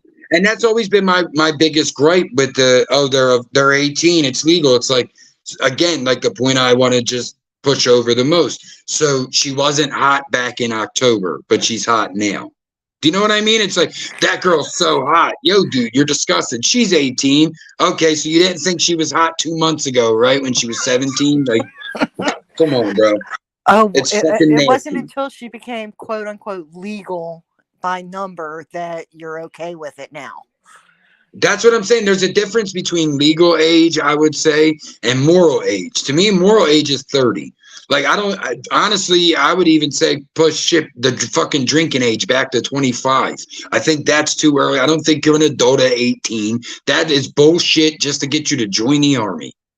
I was going to say, but it's literally, it's not even for the army. It's so your ass can vote, because that's all it was about. Same reason they were fucking letting black men vote, but not black women. It was all about getting you to vote. Women only got the right to vote to get more votes. It wasn't to give women shit. And that's what a lot of the women still fought for. Honda wrote, he put that 34-year-old thought she was younger than 18, and he had the nerve to even say it. I said this on a comment, and someone was like, oh, who are you to say something? It's like, one, it's an opinion, which I expressed. Like, I can have the opinion and say, look, you do whatever you want. Like, if you're coming near my 18-year-old, I'm going to fucking bury you. Like, they won't find the body, so I won't go to jail. Like, oh, look at Mills Lane dated a 62-year-old woman, and he was 40. But see, that's again where I'm getting to. He was 40. How much life experience? You've been an adult for 20 years. Exactly. That's a totally different thing. Do you understand what I'm saying? You've been an adult for legal. If we want to go 18's legal, then you've been an adult for 22 years when you're 40. Well, that's what I'm saying. There's nothing wrong with the difference. There's nothing wrong with that. When I see a young girl with an old man, I automatically think daddy issues. Right? That's what I think. Right? It's true love. Nah, y'all are weird. You got daddy issues. I think you're right. I think it's like the 35-ish on up. It's sort of like, okay, you've lived life, you sort of have your bearings. There's plenty of things that are legal that aren't right. Let's keep it 100.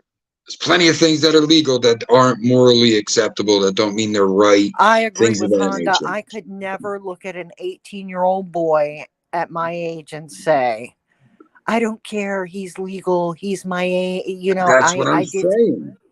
I couldn't do it. Every year I got older, what attracts me to a woman did too.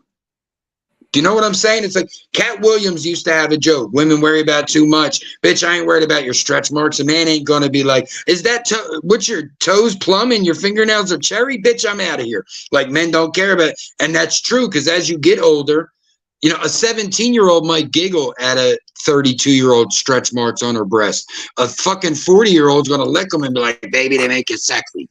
You know, it's the life experience, the experience in the bedroom. All those things go into the equation. Yeah, I mean, 18 is just 18 is just too young. And like Honda said, I agree with Honda 100%. Dating, even when I was in those situations, age difference doesn't matter. It just it just depends on the number. I mean, you cannot tell me a teenager or a 20-some-year-old that's just out of college is going to have what do they have in common with a 40 or 50-year-old? Yeah, and a lot of it's bullshit anyway, because it's like if you broke it down to them and was like, well, why do you date this? Or you just said 40, so why do you date this 24-year-old? Oh, she's fun and ran by. And it's like, you can find a 34-year-old that's still those things. She don't have to be 24. You're just being fucking weird. But that's because society's telling you you got arm candy. Oh, you're cool. Like, Kels is 6 months younger than me. I've dated girls no younger than 2 years. That has always, when I was 16, I was looking at 15-year-olds. That's it. 14 was weird to me at 16, because you're starting to drive. You're starting to get a little more into your sexual maturity. You know what I mean? So it's like when I turned 18, I was making sure a girl was 17. You better be my age, 1 year older or 1 year younger. That's it. So when I see people that are 53 years difference and they're having a baby, like, I'm sorry, to me that's weird. I love Al Pacino just like the next person, but that's a little weird to me. 53. But the argument here could also be that this younger woman, and I've made this argument before, this younger woman loves Kels is not 57. And Kels is 40. Oh my gosh. Loves and adores him. He wants to leave a child behind with her. I understand that, and like I said, they kind of he teeter on what's our maturity line. That girl's 29. That's almost 30. We're not talking about him having a kid with a 21-year-old like you've seen some That's celebrities. true too, but I'm just saying, for me, I put myself to this. Like I said, I grew up in middle school. The girl's mom was 30 and the dad was 60. Now, mind you, I'm in 6th grade, so I'm 12, 13 years old. My first thought was, you were 30 when she was born. That's okay, weird. Amos, quit throwing around the 50s number, okay? Amos, I see you, Amos. But let's say, you are still 39. I almost said that. We in overtime, yo. Make sure you hit that like button. Hold on one second too. Like, let's just say Al Pacino has other sons that can be a father figure for this child. As long as there's a village to raise that child, I think that's true too. I mean, that's a fair point, because it's like, at least it's not a 83-year-old, McDonald's employee. We're talking Al fucking Pacino here. That baby's going to be taken care of, whether he's here or not. Well, but I'm talking. I mean, he can be taken care of monetarily. And you're making a great point. You're actually making a great defense, because it's like, how would we look at it if this woman wasn't his wife, or they had sex rather, and it was a surrogate? You would think she was sweet. He was, like you said, he's trying to cement his legacy. So you're making a great defense there of, well, yeah, maybe, but I don't know. Just for me, it's always been that 83, being 83 and the star that he is, I'm not for sure how many children he has, but let's just say he has sons that are in their 30s and 40s. So when he does pass away, these men, if they've all as a family unit agreed to it, will step up and help raise that child. And that happens. I guess that happens with, that happens with a lot of men. I lost my father when I was young. I was 18 when my father passed away. So I had uncles that stepped up to the plate that were father figures for me. You see what I'm saying? So it's sort of like, that's why I see it in a little bit different way. And she's how old is she? 39? 29. 29? I mean, who's to say she doesn't come from a single parent household where she at 12 years old wasn't taking care of herself already, I mean, we don't know what people's life stories are. No, that's you know what I you're mean? right. There's always outliers. I'm just talking like outside looking in, 53-year age difference. Like, I couldn't. Like, at 40, a 53-year age difference with me would be 93. I ain't fucking no 93-year-old. Never. Well, that's I don't know how this girl fucked old ass Al Pacino. Like, all he has to do is lay on his back. I mean, Al Pacino has an age wart on his dick that's older than she is. I forget I'm on a public forum. I apologize. You heard me, Pam? I don't forget, and I'm saying some horrible shit. Al Pacino has an age wart on his dick older than his baby mama. I bet you. He's got a mole on that bitch that's 43 years old, and his baby mom's 29. I mean, you can go to 7-Eleven with his old balls. Ew. Chip's got a 5-year plan. What is it? Stay alive? Yo, Big Daddy was that movie. Oh my God, that's so. I mean, see, Amos, we used to talk on that. Amos said he had his first kid at 43. See, me and Kel's like, we had our kids young. And I kind of see the advantages of both. Like, it's when do you want to enjoy your life the most, young or old, is kind of where it comes down to. Because it's like having your first kid at 43, you got to live life before you had a kid. Having a kid at 19, now me and Kels are 40, and our kids are 20 and 18. Do you know what I mean? So it's like we still got a few years kicking in us still that we can enjoy life. And we're more financially stable to enjoy life now, too. Well, that's why, yeah, exactly. Like, I don't know. It's just sometimes you don't realize career comes first, and then you realize now you want a family, or vice versa. Or, babe, you better tell him, find you a 40-year-old who can screw you like a 90-year-old. You don't need a 90-year-old. Find a 40-year-old who acts like one. Well, I mean, there are those men that... Kel's a problem solver. She said, I don't need an older man. I just need a guy who's my age that acts older. And then not in maturity level at all. It's in body aches and pains. Yeah, that's true. That's in true. maturity level, I'm younger than Kels. I think for me, I think the youngest I would do was 10 years younger than me, or maybe. That's what I'm saying. I think that's the most under and above for myself, for how I like. Let me tell you, in my family, you're going to get roasted. Like, let my family find out you got a 20-year difference and come to a barbecue. They're like, oh, who's this? The cougar? Like, it's just how my family is. We're assholes. It's how we roll.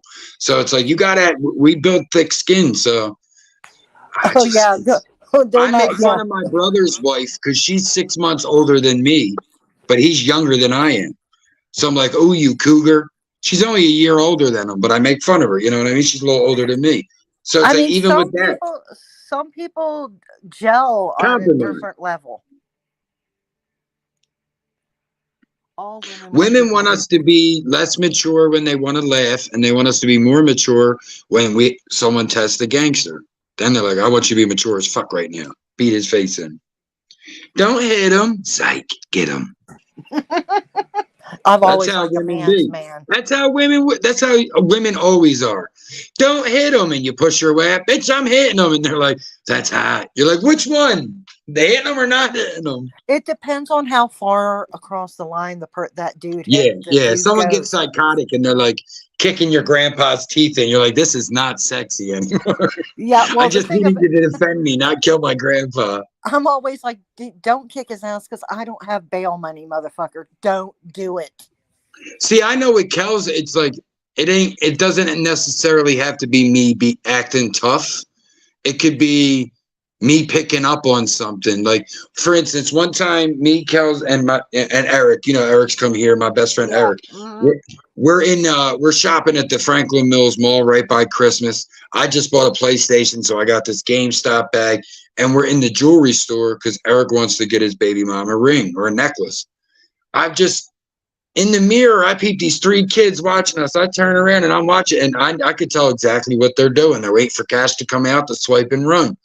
And I just moved just a foot, step to my left, so they could see I'm looking dead. Like, I see you motherfuckers. And just that, Kel's kind of seen it at the end, picked up on it. And I could just tell she fucked with it. You know what I mean? After that, she looked like smitten, had stars in her eyes. You know what I mean? It was like, so it's not even always about, because if I would have been like, what are you doing, pussy? Like you're saying, sometimes that might cross the line. I didn't say a word. I just turned around. Sometimes it's a look. Yep. It's a look or body posture that will tell somebody don't fuck around. That's all it takes. That day was awesome anyway, because I took the Walmart is connected to the mall, and I parked all the way on the other side, so I took the shopping cart through the mall, which apparently was frowned upon, and I just didn't give a fuck. And everyone's looking, and Kells is like, oh my God. Like, you're pushing this car. I don't think we're supposed to have this here. I'm like, they'll be all right. They'll be all right. Yeah, we have that. We have that here too. We have the Walmart's attached to the mall. Yeah. They're like, we're supposed to leave that cart at Walmart. I'm like, I need a cart on this side. I parked on the other side of the fucking building. That's hilarious. Oh, you're a rebel these days. To go outside. I've always naturally rebelled. Murph went from stealing cars to taking Walmart carts. Yeah. I was like, I'll take it back. I just got to get this shit to my car. I know you don't think about where you park until. Yeah, I've done that before. I try to now. Like, all right, we're going to go in and watch the movies, go to the food court. We'll probably come out that door. So we'll park here and walk over. Kel says men in defense mode are attractive. Yeah, like, I don't want to be. Yeah, you have to be. You got to be somebody I feel safe with, man, because if shit pops off, nope. No, you don't want to be with the dude that when shit pops off, he like runs and forgets you and just like, whatever, dude. And for a man, you need to have that woman that knows how to respond too. She's not freaking out, she's not none of that stuff. Oh, because that fucked up situations too. Yeah, girls get in, they start screaming. Someone says "fuck you, bitch," and now you're fighting the guy. And no, I mean, there's a look a man will give a woman if you're in that position. You know this as a couple, like. I know the look where I better just shut up and follow the move. That's it. Yeah.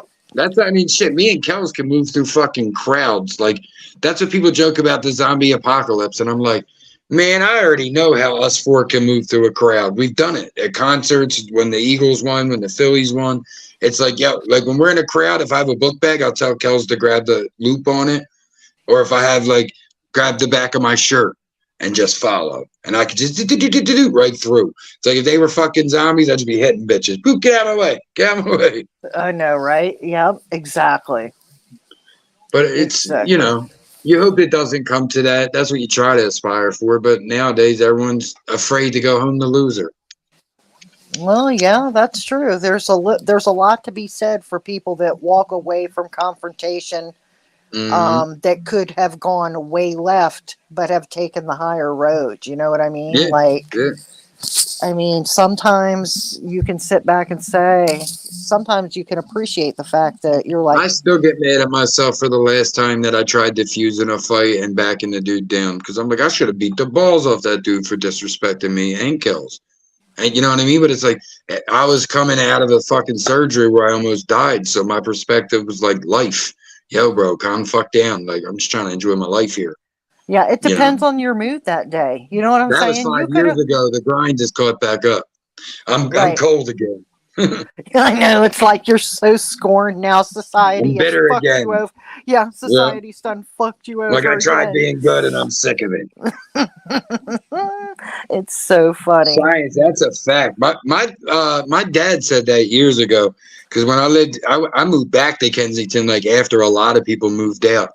And he's like, this fucking dude, my brother said it. He's like, yo, he could live anywhere. And because I'll just find a way to connect with people. I mind my business, keep my head down. You know what I mean? I'm respectful. So there's no reason not to be. Trust me, drop me off in any neighborhood. I'll find somewhere to eat. And probably in a day or two, I'll find some weed. Oh, G'd Up Quinn is here. Hey, G. Good to see you. G'd Up from the feet up. It's so good to see him. Babe, I know I handled it perfectly, but still, you have like, just, I guess it's where I come from, maybe, where I'm just still like, nah, I should have beat the bricks off that dude. Because I know I could have, you know what I mean? It's like, but you don't do his methed out his mind. Do I feel like I won anything by, you know, the wife and the kids sitting there? Please, he has schizophrenia. Like, what am I going to jump this guy? Like, come on, bro. Yeah, I know. Sometimes just tell him to go the fuck home. What did you and really I didn't even live here yet. We were just visiting, and it was my birthday.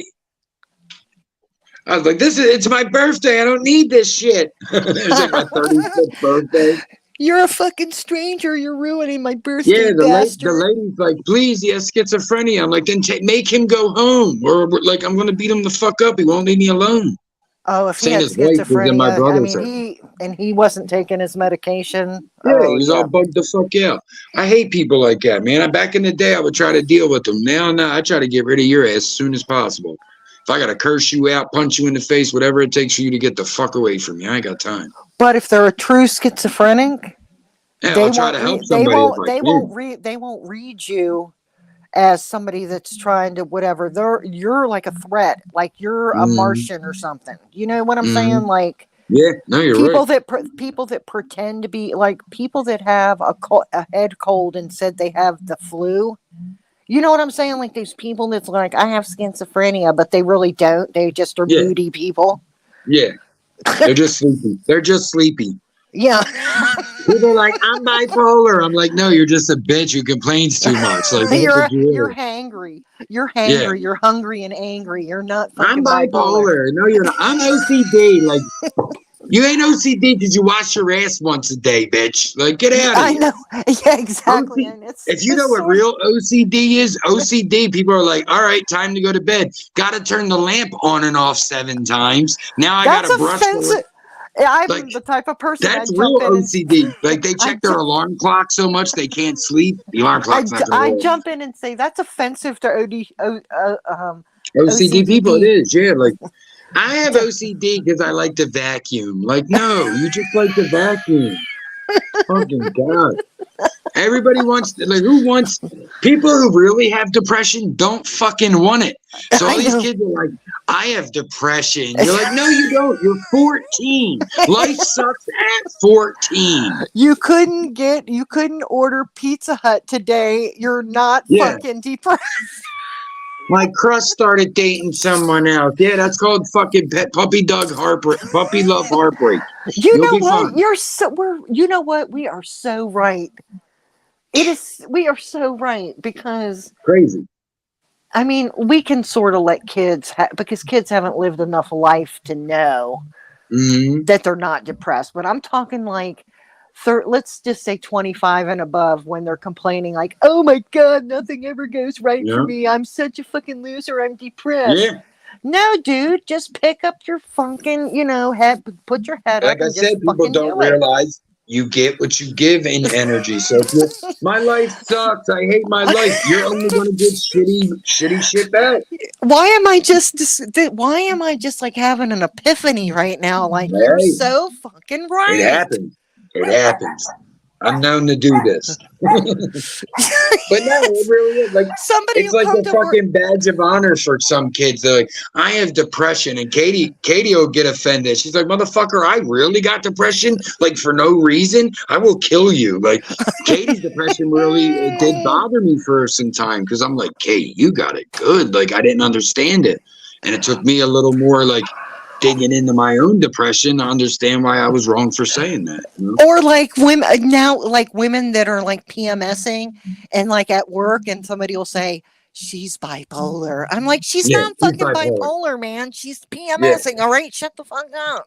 Don't say you're bipolar because you express yourself when they overstep your boundaries. Like, oh, he's just explosive. He's just too explosive. It's like you were talking about his family, like. They're like people are using like psychiatric diagnoses to everybody. I said everybody's a body language expert. To validate their feelings. They're like, did you watch that cop? The way he moved his elbow shows aggression. Like, bitch, you didn't graduate high school, but you're a body language expert. Stop cracking me the fuck up.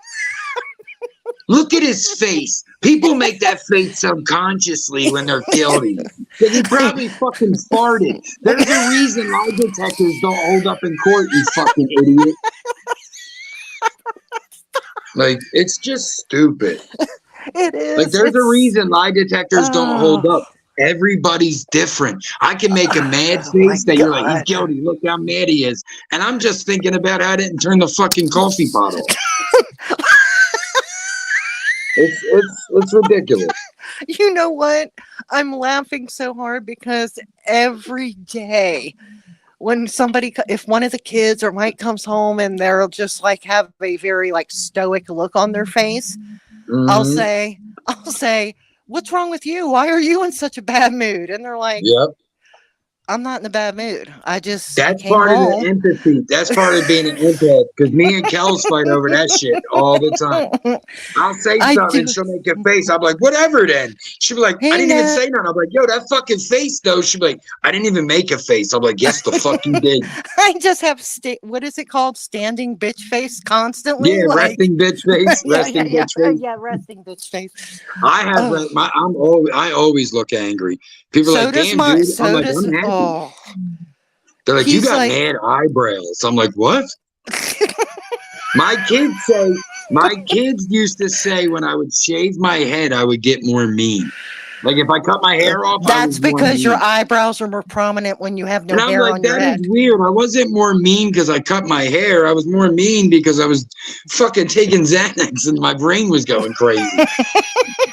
It's because you cut your hair. You're sort of like, now that you're older, I can tell you. Yeah, now you're older. I can tell you the truth. I was zanned out. Yeah.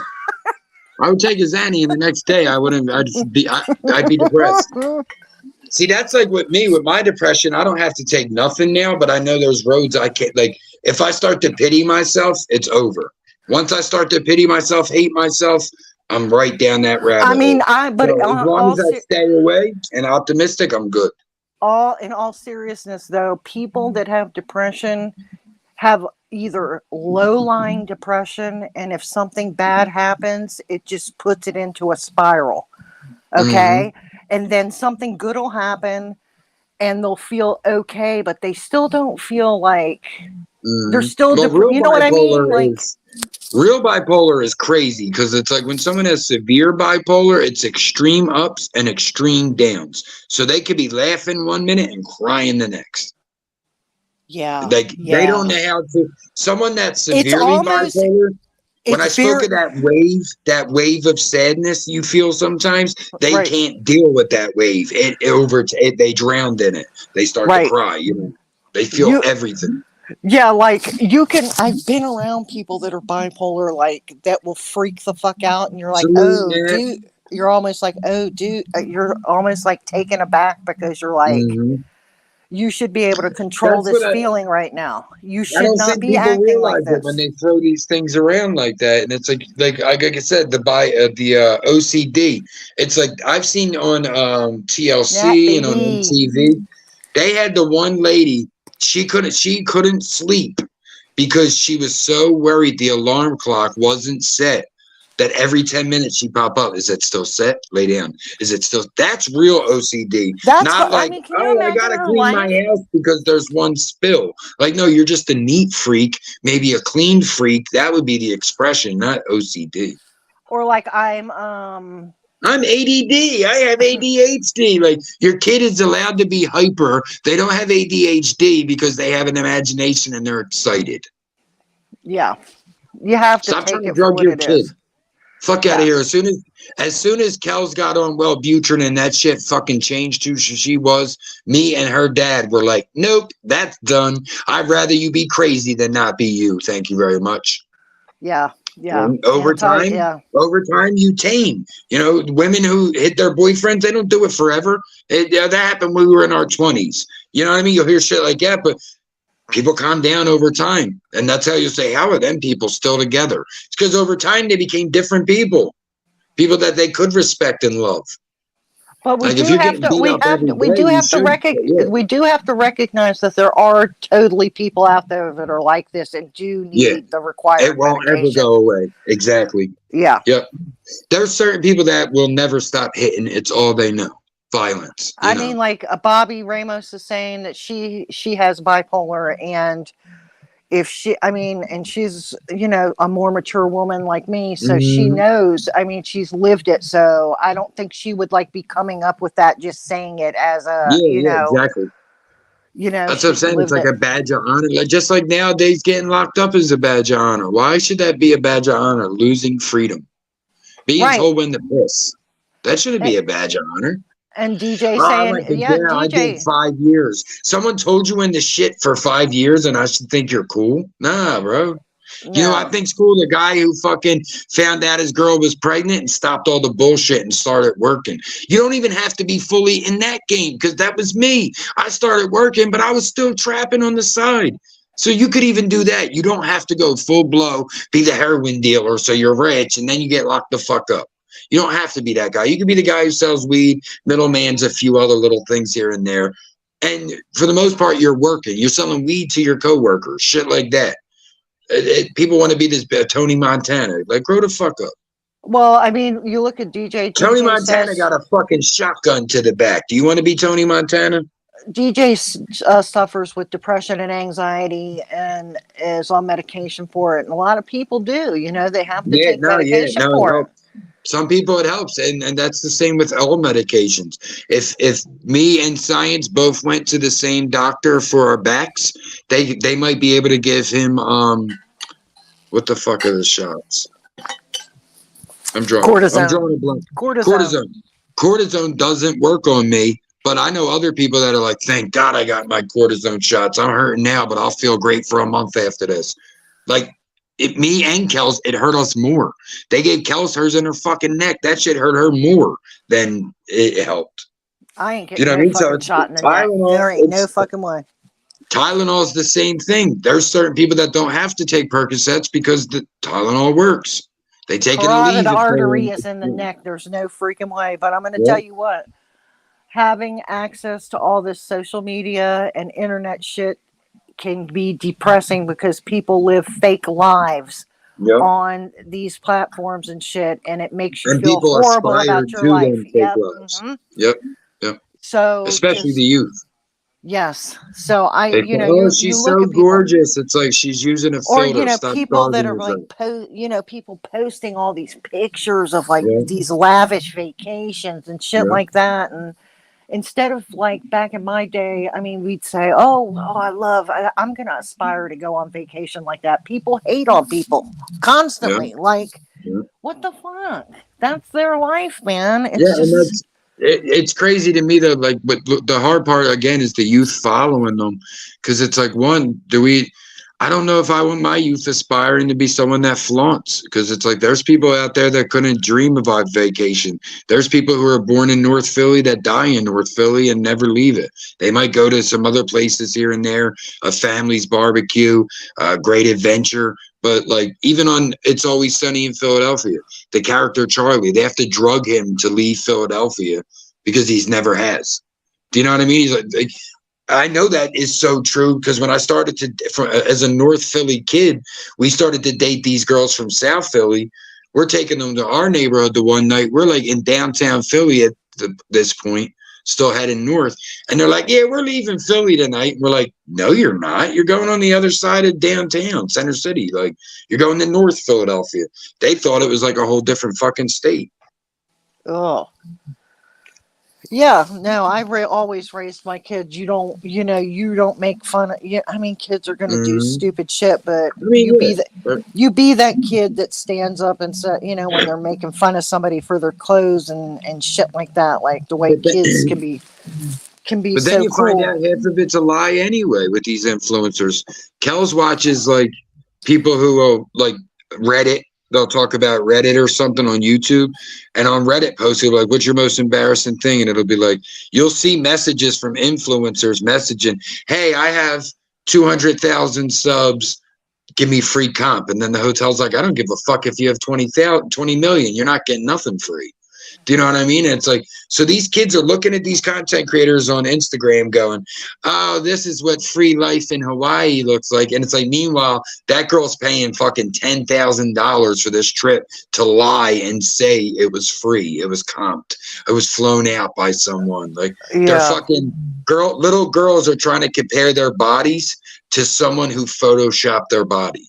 Like they're photoshopping themselves to make themselves look skinnier, and then you got a young girl trying to starve herself to match that unrealistic body type.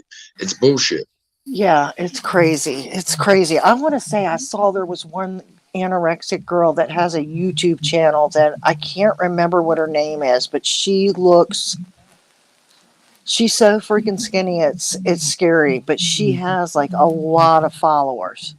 Mm-hmm. I think she makes a lot of money on YouTube too, but I can't remember her name. I feel like people, even on the internet, are lost. I feel like calling people sheep is so played out, but it just feels like sheep that were without a shepherd online. Because it's like, I watch people that follow pieces of shit. Like, you know what I mean? There's people who are like getting $100 super chats. And the content creator isn't even acknowledging it. I'll be damned someone gave me $100, their hard-earned money, and I didn't at least say thank you. Do you know what I mean? It's like, or people roasting their fucking main mods and exposing each other, and it's like you got 2 million subs and you still out here trying to expose people. Like you got to think on a different level. The thing about it is, you notice the kids that even though they have access to all of this stuff online and things, if they have parents or people or, whoever, relatives, friends around them that bring them back down to life, they're learning that from somewhere. It's not, it's the parents that just let their kids live on electronics constantly and don't engage with them. Like you have talks with Junior the same way I have talks with my son. You know what I mean? So when you have to be realistic, and that some people lack that. Like your kid's like, I want to be a football player, and you're like, you're 19 and you never played sports. I think it might be like it's time to start looking for another. I'm not trying to crush your dreams, pal, but you know what I mean? It's like some parents are like, you can do it. You only have one leg and you're 43. Go for it. Like, know. Don't put yourself through that, dog. So, like so it's everybody like, thinks they're the main character. No, it's almost like you have to tell. Yeah, I mean, it's just. I mean, we've always taught, and my son will repeat it. He's like, if there's an opportunity and I don't take it, it's my fault. It's not. It's nobody else's fault. Exactly. You know what I mean? Beach man. Oh, look at Larry wants to know where. Does Larry? Where's Larry that likes. live cat? He likes the live cat. My brother said that one time, and Larry's like, "That's mine now."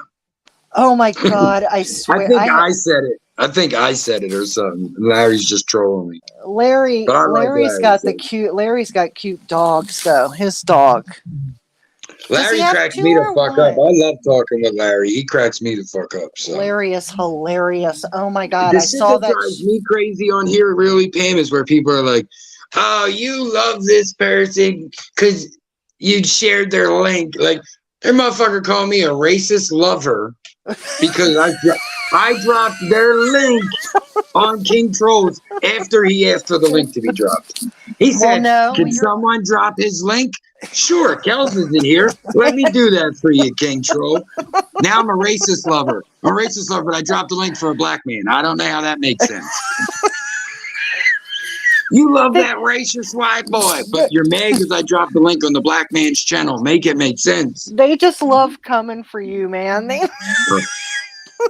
Because I don't give a fuck. That's what it is. You're popping, man. You're popping. Listen. Motherfuckers want my attention. I want to say I saw you drop out. You were dropping. I was going to say to you, I told KT, I'm like, you need to give the big mod position to either Kenzo, to Murph, or whatever he calls you, or Kels, because sometimes Kels is working. Yeah, that's you guys. He'll go, "Thanks, Kels," when I put up the link. He'll put my picture up and go, "Thanks, Kels." I'm like, she's working, dick. God forbid she had to walk away for a second. I tried to help it. She's like, one of the patients fell out of the bed. Hold on, I got to drop a link for KT. What drives me nuts is I move different on here now than I used to. Sure, I used to be a little gullible to the bullshit, but it's like now on here, I generally ignore the bullshit. I don't, like, you don't exist. And it's like every time I turn around, it's like a motherfucker is begging for my attention. Mentioning me here. Like, you are begging for my attention. You ain't going to get it. You don't deserve it. You know what? Because you talk... You're very versed in a lot of information, and you'll find that people that can discuss certain things and different topics are going to be targeted. People get mad at King Troll for light ass trolling jokes. That motherfucker shoots me every day, and that's funny. But because he made a joke about your fucking sneakers, you're all like, man, I'm so sick of people with their butthurt bullshit politics. I hope they're watching. You got some butthurt bullshit politics with you. Fucking weirdo. Leave me alone. That's why, you know what, Kels is the #1 hitter, man, because she don't give two funks. If KT tells her to do, I told him, I said, don't give it to me because I can't shoot people. Listen, I like women and I like one woman, so I don't need no men begging for my attention. Begging for Larry Beach's attention. Begging for behind the bars attention. Get some fucking attention of your own. Oh, Lord, it's just hilarious, man. Lord Jesus. So tell me to leave you alone and then start talking shit on me again. What the fuck? Just leave me alone then. I know, they're crazy. Crazy. Look at fucking Dirty Feet. He went through King Troll's pictures and picked one that looks like a Tinder profile picture. What you got him trying to look cute for a girl. What the fuck is wrong with you as a man getting that picture saved in your phone? I mean, let's be honest. That's a hot picture. Listen, first off, to put my face on another picture, Photoshop, or whatever, you have to save my face into your phone. What the fuck are you doing with your life? You know what? I don't think that KT takes a bad picture, to be honest. I don't care about that part. I'm trolling you. Am I trolling you? Now you're trolling me. I think KT is very, very photogenic. But it's always the bullshit. Like even with that, it's like I don't even think there's a Photoshop program out there that can make him look in a bad light. But it's always the dumb shit. It was like, oh, King Troll don't show his face, and I'm like, I've known what King Troll looked like for like 3 years, 2 years. Like the pictures on his Instagram have been there forever.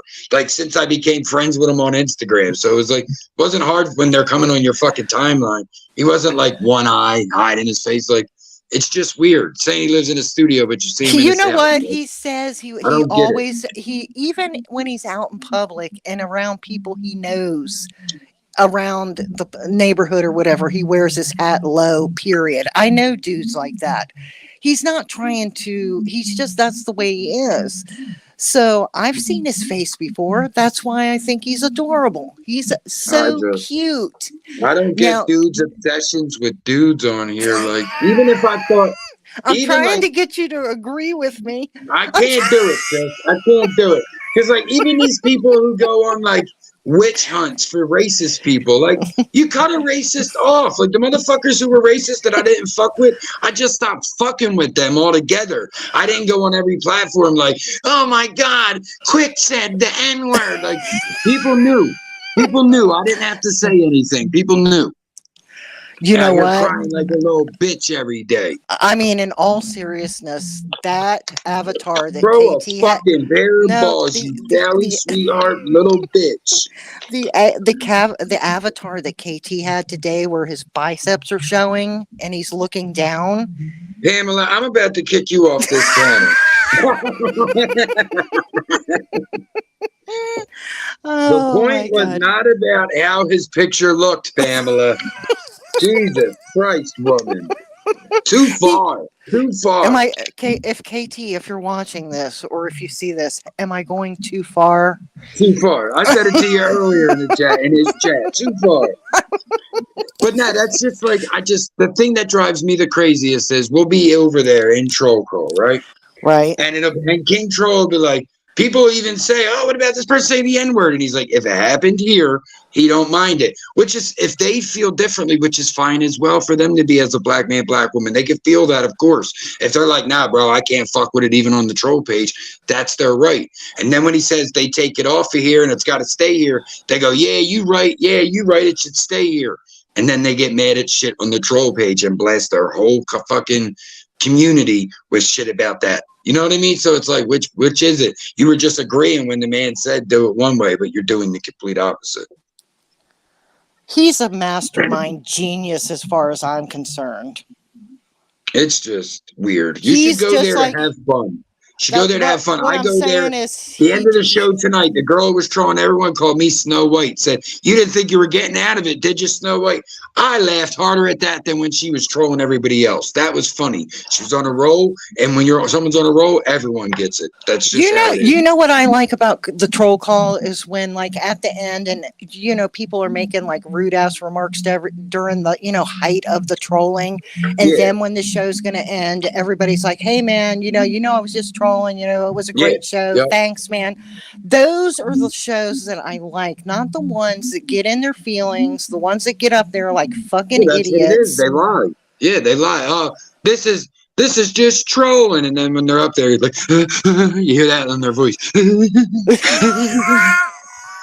You said something about my wife. You all right, bro? I thought you were trolling. You sound like you're about to cry. Yeah, and like, there is nothing anyone on the internet. If Pamela said fuck Kels, I'd be mad. That's about it. All the rest of you motherfuckers, it wouldn't bother me at all if you were like, fuck you, Murph, you scumbag. Like, my name's the Dirty Kenzo. You think you're gonna hurt my feelings? I call myself that. That is hilarious. This is what I call myself. Yeah, by myself. I do think that people that have hatred in their heart for real get up there and will say offensive things. Like, your mother OD'd, you scumbag. You're like, yeah, that's not really trolling. You're trying to hurt someone's feelings. You know what? That's what I'm saying. Like, they use it as an excuse. Yeah. To be able to do there's that. There's a lot of people that do that. There's people that pull the white card, pull the black card. Like, instead of trolling each other, oh, you white, oh, you black. Like, and they can troll too, dickhead. Go. I know. I You know learned why? about you, right, boy? Because you can't beat me in a fucking troll debate, so you gave up. Now you don't No, battle like you know what? I've seen people come at you pretty hard, and you handle it perfectly. So you know how to handle it. So the host of the show shoots me every show. Every show, the host goes, "I'm the Dirty Kenzo," laughing emoji. I was gonna say, not Every only day, if does I'm dealing with it from the host, what the fuck do people in the chat think they're gonna do? I know who I am. I know what I am. I know where I fuck up. I know where I don't fuck up. I'm gonna tell you what, the way that he does the impressions is fucking hilarious.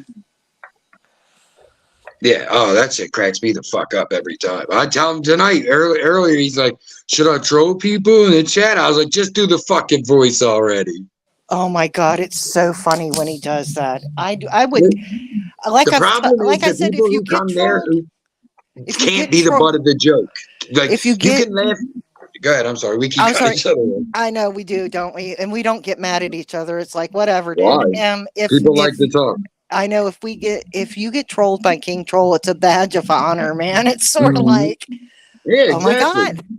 But that's the thing too that people don't speak on enough. It's like when someone comes in there under fucking like Murph's rotten mouth or like Kel's neck, Oh my god. and everyone's like, "Oh shit, look at that!" And then they come in as their fucking wife. They're like, "Can you please block that troll?" It's like, "Oh, it's not funny now, but I got you. Cool." Yeah, like my thing was I It's just funny as ignore shit when shit. that King Troll's trolling Murph, but when that shit starts spraying around the whole room, motherfuckers don't ever come back. Like, get out of here, bro. What's good for you is good for everybody. You got to be the butt of the joke. You know who has me? Red Jones is the one that has me laughing my ass off so much. No, her disclaimer about this. You'll be lucky. You know her disclaimer about like I forget exactly how she words it. Yeah, you'll like, be cheap ass motherfuckers or something. Yeah. But I mean, that's what it's supposed to be about. Like, it's a troll page, and that does get lost sometimes. Like, people come up there and start getting upset and crying and like it goes into something else, and then someone's up there like, ain't we supposed to be trolling right now? It's like, I thought we were having fun, but now apparently we got to talk about their lost puppy. Right. Yeah, and I was 12. How old are you? 39. What the fuck? 24 years ago. The dog would be dead if you didn't lose it. Anybody that's a good troll knows that it's so it's like in poor taste to talk about people's dead relatives and shit like that. That's all it is. There's enough ammo on everything else that you don't have to go that route. You ain't ever heard me. Only time I ever said anything about someone's wife was after they said something about mine. And honestly, it's still light. They're like, "Your wife's a skinny crackhead bitch." I was like, "Don't be mad. You married a fat girl." So it's like theirs is still worse than mine. But the thing about it is that's the beauty of it. It didn't get to you because you know that shit's not true. It's people that aren't skinny. That's why I like to have sex with her because I like skinny girls. Well, yeah, and it's almost like that too. But I mean, you've and you and I've said it. I have to respect you in order for I mean, people are going to trigger you to say some foul shit sometimes, but at the same token, there's different energies on the panels in the chat and stuff too. Like sometimes, like tonight, I went up there. I was just laughing. I was doing the same thing I was doing in the chat. I wasn't up there trolling. I do throw little troll jabs here and there, but for the most part, I'm just having fun. But like when we were doing the troll call competitions, like the night I quote won, I was up that bitch like a psycho. I was like, my fucking adrenaline was up and everything after that because I was just like boom, boom, boom, boom. I was just, it didn't matter if it hit or not. Keep going. Drop another one. Drop another one. Do you know what I mean? So it's like there's different energies up there too. Some nights I'm up there and I'm just laughing at, King Troll's laughing, it's making me laugh, and that's all it is. Other nights, I love listening to him because he'll say some off the cuff shit that makes you think, right? Like you're like, huh? Oh yeah, that shit was funny as hell. But at the same token, if like you're the type of person that like starts going off, like something triggers you. Oh shit! Queen Kel said she got a dick. What the fuck? Oh, they're gonna troll the hell out of you for that. They're just mad because hers would be bigger than her metaphorical dick is better than their real one. That's a good one. Yep, that's true. I know that, Larry. If she ain't 280, she ain't your lady. Because you can't get crazy. Oh my God, look at Larry. He Larry, said who that else? shit the last time that had me dying. Isn't Eggy the one that likes big girls too? I think so, yeah. That's Larry's so just sweet. an animal. He just Larry has fun. He's a fucking party animal. That's it. I would love to party with him. He would be so much You see, fun. like, even in the videos at the wedding and shit, it's like he's Oh fucking my just God, I would have been up there with two-stepping and shit. You know what I mean? Like, it's Larry's character. Larry. I I would never have been. understood like why people got butthurt. Like Larry, even when he got drunk doing yell, I would laugh at a lot of shit. But it was like you don't have to take it to heart. Like even if Larry's like, "Yo, my bad, I acted crazy." Nah, fuck you. It's like, yo, he's having fun. Get a life. You know what gets me about Larry is when he used to do his show and like you would say something and somebody would say something and he'd get that blank stare on his face like he was getting ready, like he was He getting gets hype. ready to That's go what the it is. fuck He off gets on hype. him. He's Larry just like gets you're very like, hyper. and then It and then he expresses would itself. start laughing like with a smile. He would start laughing and Yeah. I'd be like, oh shit, he's pissed. He's gonna go off on somebody.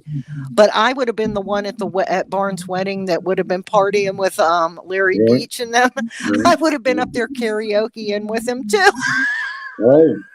Yo, Larry always been my guy. He's always just done stand up shit. Like I think it might have been the show with Junior, maybe like the second one. I want to say maybe something else. I think it might have been a Convos. I don't know. I think it was a Convos. Me and you. I think I remember telling you. And Larry reached out to me and was like, "Yo, that was a fucking great show. Thank you." I was like, "Yo, that was dope as shit." Just to someone reach out and go, "Yo, that show was great." Yeah, You know what I mean? I think Larry's a good it guy, was a man. He Convos. really is. But man, He people really hold is. grudges on here for too long. I'm not a grudge holder. Like if I got a problem with somebody, I gotta work it out. I don't like holding grudges. Like if we can't get along, then fuck you, you disappear. But other than that, it's like I'm not gonna stay mad over some dumb shit. Exactly. I'm looking at Like the I clock. can't You got to hold get on to ready that. to go get Kelso. Yeah, I got a few more minutes, but I can't put my fucking energy into that. And that's what it is. You can beg for my attention. That don't mean I gotta give it to you. Like I said, the way I look at shit now is because even like Mike Martin brought it up to me tonight that if I had seen a certain post, and I'm like, bro, I ain't even paying that no attention. Like I've been on here long enough now that who I am and what I stand for is already on here. So like if someone believes I'm like a racist or a racist lover, go watch all my content where like I'm saying fuck white people and trying to stand up for or If somebody understand somebody said something like that and I read it somewhere unbeknownst to you, I would be like, who the fuck is this? Oh my God, I don't even know who they are. Well, the effect of that is they're going for the people who don't necessarily know you the same. They're not going for the people like you that know me well. They're going for the ones that might have been on the edge, and now that'll put them over it. Right. Exactly. But, listen, people worry about that shit too much. Like I said, if you feel someone's racist and you don't want to deal with it, then block them. Don't go to the same channels they go. If they are there, express that you don't want to be around them. Find out which one of you got to leave, you or them, and move on. I mean, there's a lot of fucking lives on here. You don't have to come to one that's about fucking painting if you want to be a sports fan. You want to be a sports fan? Search up Philadelphia Eagles live, the Carolina Panthers, whatever your team is. That's how I got into lives on the Eagles. Then I started saying that people were talking about just regular life. And that's why I was like, all right, I want to do that too. Yeah, and we're good at it. So yeah, it's just crazy. But we're gonna wrap it up, guys. We'll do convos next week again because we had a great time. It started slow, but I had a great time after. We talked about a whole bunch of shit. Well, I appreciate everybody in the chat. Everybody's been gracious and nice tonight, and we've all had a good time. So that's what makes it so much fun. So we've got a great group of people. It's just so much better. It's so much fun. So listen, it's so much better than dealing with the bullshit. I want to I'll talk to you offline about that. I'll talk to you later about that. But all right, yeah, no doubt. I wanted to just tell you to have a good night and go pick up your lady and escort her home. We're gonna watch some of our shows. Yes. All right, honey. I'll talk to you later. Everybody have a great night. It was good seeing everybody. Okay. She got me watching back episodes of Deadliest Catch now. So. Oh so my we missed God. a few years. You know what? What is that theme song? Who does that theme Bon song? Jovi. You Dead or know Alive. what? That freaked me the fuck out when I first had. You know what? Is that show still on? Yeah. Actually, the new episode's on tonight, Tuesday. Oh, okay. They're on Gotcha. season 19 or 20. Yeah. Damn, I remember watching that show Yep. religiously, Oh, man. shit. It's crazy. Some of the guys that were young bucks then are now old heads. It's crazy. Man, all right. Well, But you two enjoy. yeah, we started watching it again. But we had a great night. I'm gonna play the song "Rise" again with the sunrise because I think it just sets good vibes. I'm gonna play that while I'm grabbing my shoes. I love it. I love it. I appreciate that, sis. Wait, I got the other ones coming soon too. They're almost done. I'm still working on them, but well, listen, I had a fun time with you as usual, always, and always. We always have a good time. So I hope everybody enjoyed themselves, and I'm sure I'll see you guys around these YouTube streets. Definitely. All right. Bye, hon. All right, sis. I'll see you later. Bye-bye. All right, guys. Appreciate you. I'll be right back with a final goodbye. But before that, we're going to play Rise just to give you guys the good vibes and set you forward with some positive thinking, if you will. So appreciate everybody. You guys, like Pammy said, you showed a lot of love. Thank you guys for hitting that like button. Anyone that shared or commented, you guys are awesome for that. And we appreciate you. So this is Rise. Good vibes to y'all.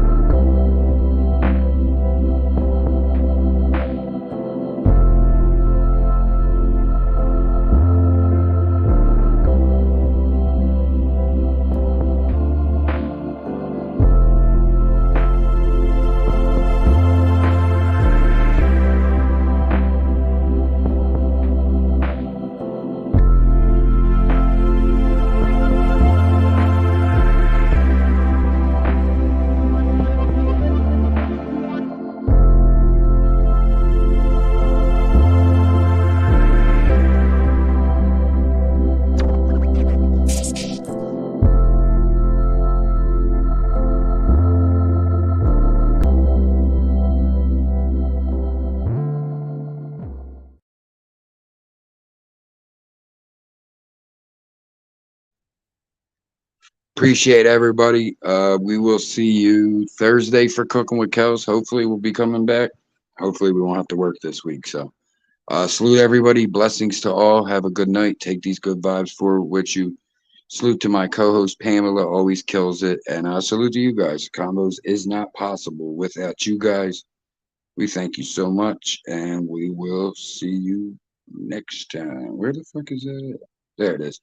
Outro.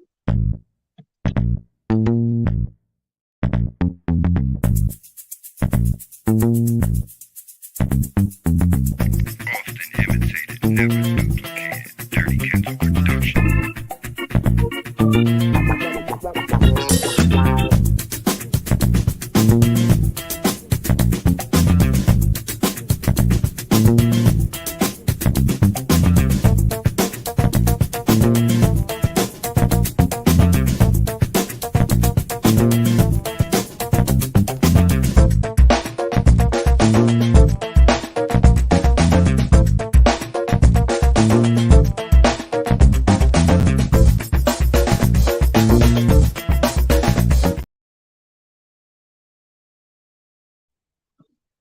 Appreciate you all. Peace.